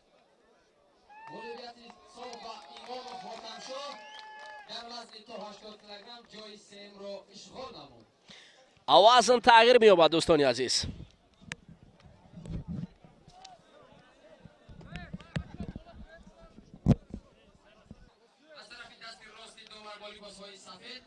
عزیزم سیاوش خطلان یک از طرف دستی چپی داور با لباس‌های کبود زین‌الدین ناصر خوجا خطلان یک. توجه میکنیم به ادامه رقابت. الان برای مدال برنجی باز هم دو پهلوانی وزن 90 کیلو به میدان برآمدند.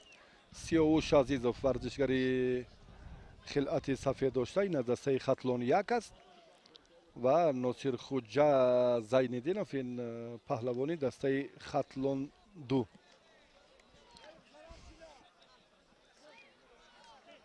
رفت این قوزمایی بار دیگر نشان میدهد که در جریان مبارزه باید که паҳлавонон аз ҳамон дақиқаи аввал фаъолтар бошанд ва нокомие ки сиёвуш азизовро фаро гирифт, ин ҳам дар марҳилаи ниманиҳоӣ муқобили Саидҷамол Али Мардонов чун мубориза бурд, ба шикаст рӯбарӯ гардид ва Тимур Маҳмадов бошад Носирхуҷа Зайниддиновро дар рақобати ниманиҳоӣ мағлуб кард. яъне имрӯз ду паҳлавоне ки дар сабқати ниманиҳоӣ шикаст хӯрданд ва алон барои медали биринҷӣ ҳаққи муборизаро пайдо карданд. ҳаракате ки бояд ҳам худи Сиёвуш бояд беҳтар сомон диҳад, имконият ҳаст, бози чун камарбандро ҳам хеле қавӣ дошт. Носирхуҷа Зайниддинов аллакай дар ин маврид бояд ки дасти рости ҳарифро ҳарчи зудтар берун кунад аз ин ҳолат, вагарна каме мушкилтар буд. Боз ҳам хавфи зиёдтаре ӯро ҳам фарогир аст.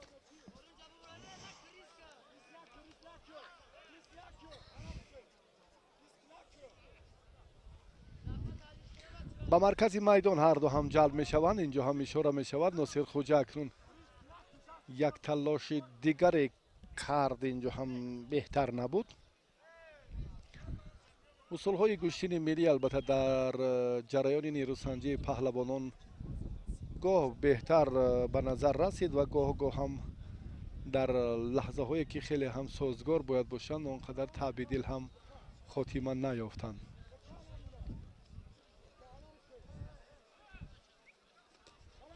таваҷҷӯҳ мекунем ба ин ҳолат, ин ҳам андаке ба бадан на. довар ишора дорад ки дар рафти сухувозмоӣ ягон имтиёзе нест аз ҳарду ҷониб. талоши ҳарду паҳлавон барои медали биринҷӣ самаровар нест. 2 дақиқа паси сар шуд. баъд аз 1 дақиқа инҷо ҳам доварон бояд хулосаи амиқ бароранд роҷеъ ба кӯшиши ҳарду варзишгар барои медали биринҷӣ.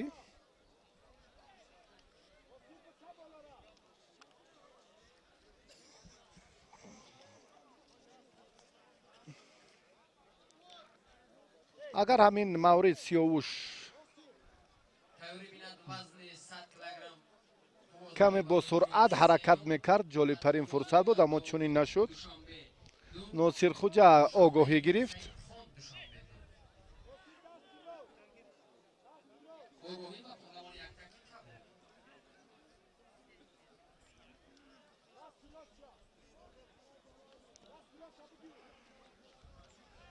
носир ҳам имконият дорад алон ва акнун ази Сиёвуш ҳам ази Алзизов.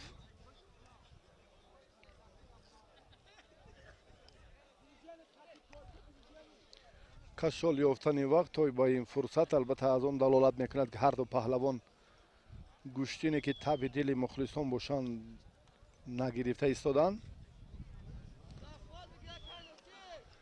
ҳарду ҳам огоҳӣ.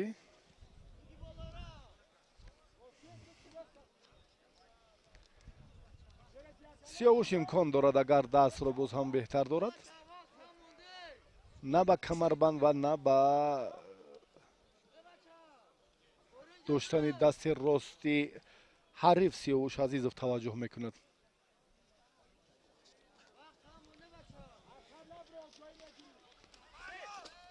як амре буд, на. бисёр ҳам як партофти ҷолиб буд, аммо инҷо як чун лаҳзае ки амри довар аст инҷо чун баъди истед буд. вагарна дар ин ҳолат ҳам хеле як ҳаракати ҷолиби Носирхуҷа Зайниддинов ҳам беҳтар ба назар расид. амри довар буд, истед. ин ҳаракат ба инобат гирифта намешавад. дақиқаи охирин ҳам сонияҳои ба шумораш боқӣ мондааст.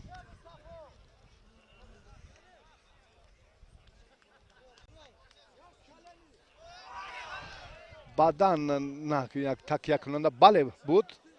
ишорае ҳам кард ба Сиёвуш Азизов довар. бале.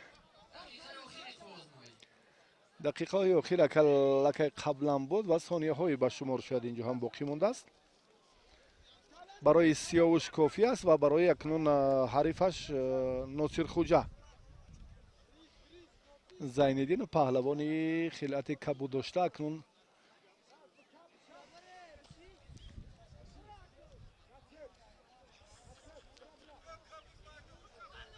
таваккал кунад ва кореро ба нафи хеш анҷом диҳад агар хоҳад ки медали биринҷиро соҳиб гардад. ин тарзи нерӯсанҷӣ ҳатто ҳам мухлисонро ҳам дар ҳаҷон гузошт. ба Сиёвуш Азизов ҳам огоҳӣ дода шуд.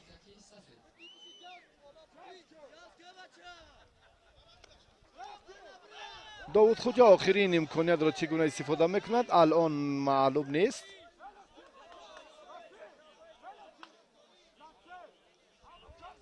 Ogahî duyum tanbeh va pahlavon yakkaki safed.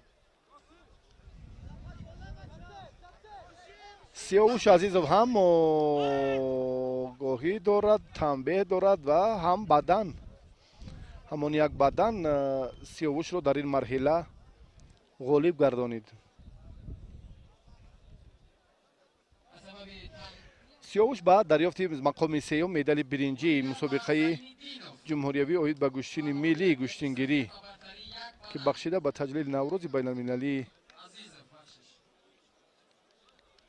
шаҳри Норак баргузор гардида буд. Албатта хеле муваффақ шуд ва ҳамон як баданаш паҳлавони сафедпӯшро соҳиби медали биринҷӣ кард.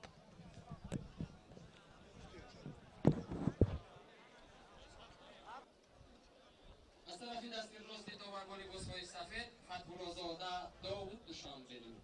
از طرف دست چپ داوربان لباس‌های کبود ابوشهمه سعید خان نشان داد. акнун вазни ва иваз гардид. паҳлавонони 100 килоа ба майдон мебароянд. ҳар он кас ки ба гӯшти набард оварад сари меҳтари зери гард оварад. шояд сари меҳтар зери гард овардан аз ҷониби паҳлавонони хеле ҳам лаёқатманд бошад. довуд фатҳуллозода пироҳани сафед ба бар кардааст.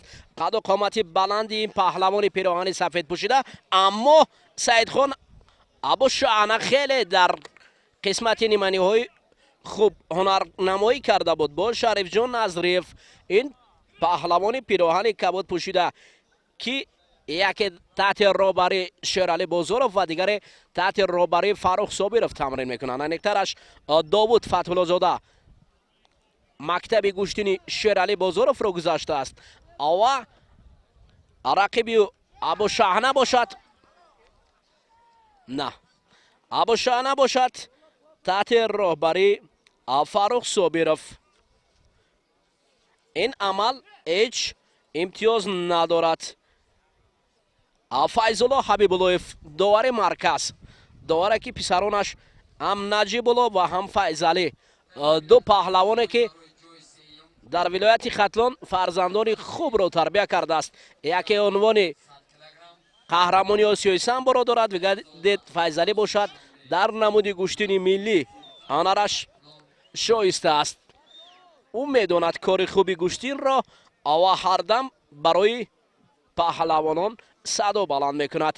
истед ва гиред.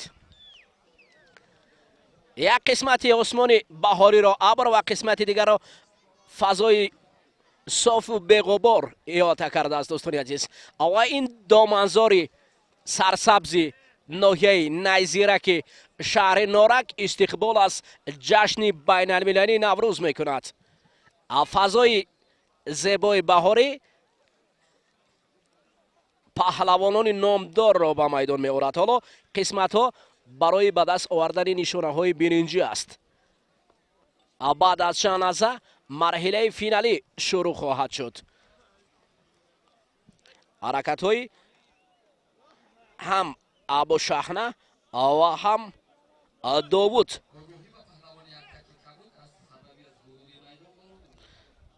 Саидхон Абушаҳнаи Саидхон аз майдон лаҳзае баромад. аз ин хотир довари марказ дарҳол барои ӯ огоҳӣ пешниҳод кард.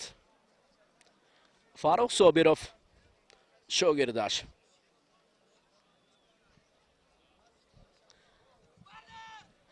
аммо ба қавли мухлисон инҷо бардошта ба замин афтодан аст.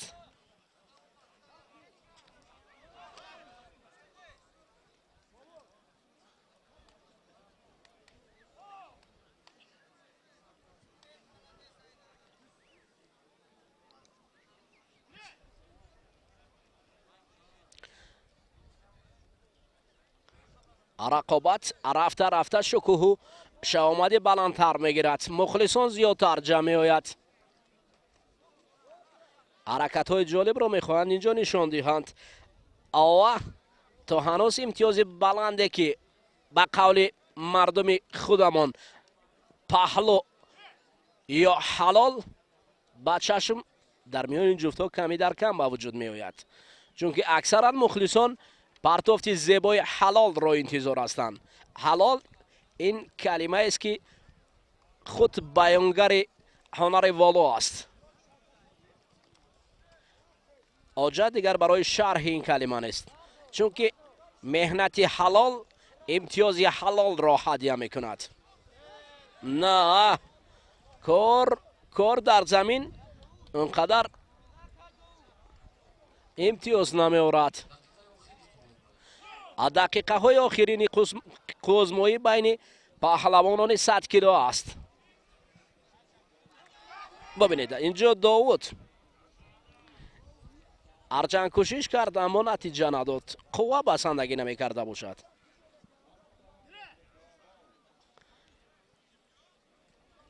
رقیبان قبلی این جفت یکی رو فردوس و دیگری رو شریف خان نظریف تشکیل میداد. انکترش فردوس با داوود گوشتین گرفت و شریف جان باشد با ابو شاهنایی که پیراهن کبود به بر کرده است.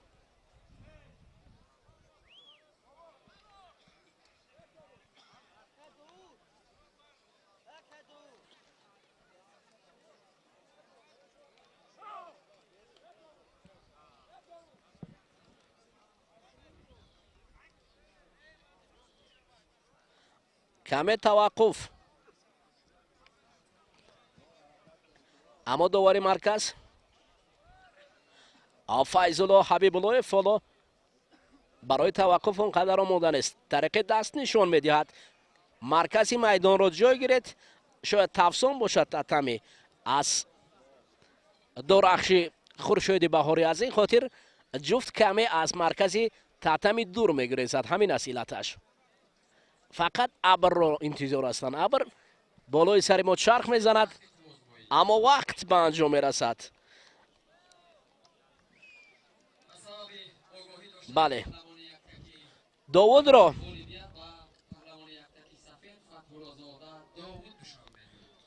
را غالب میدونند در مقام سیوم و رقیبی او از نشان محروم میشود.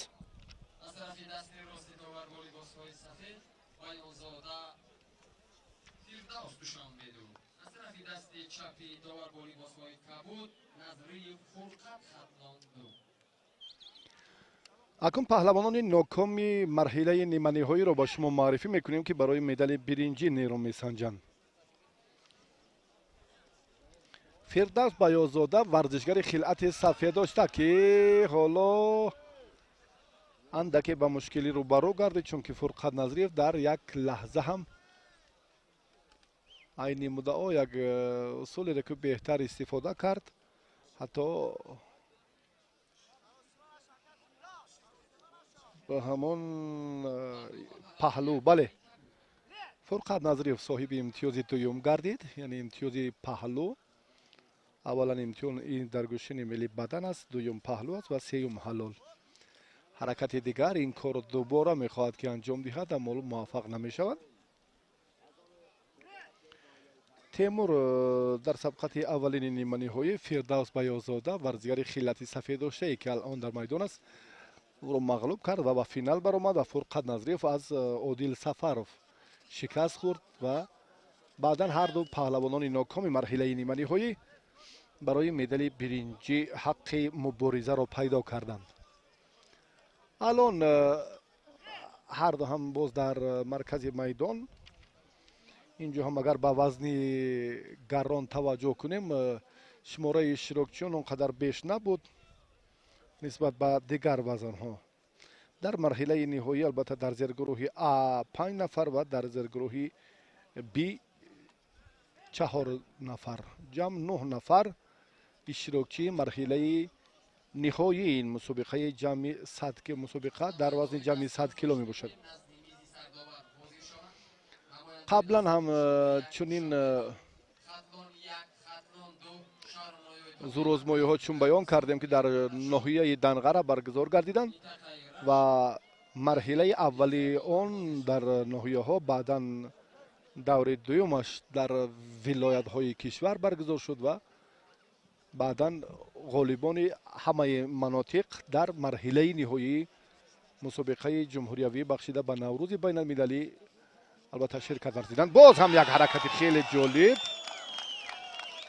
Фурқат Назриев ҳам аз иштибоҳи ҳариф хеле хуб истифода кард.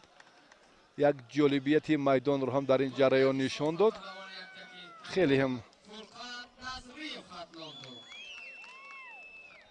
2 Назриев Фурқат ҳарифро усул ҳарифро оғоз кард ва баъдан ҳам Фурқат айни муддао як тартиби доштани ҳарифро пайдо кард. Тарзи як корро анҷом дод ки ба нафи хеш буд ва ин ҳалол баҳогузорӣ шуд.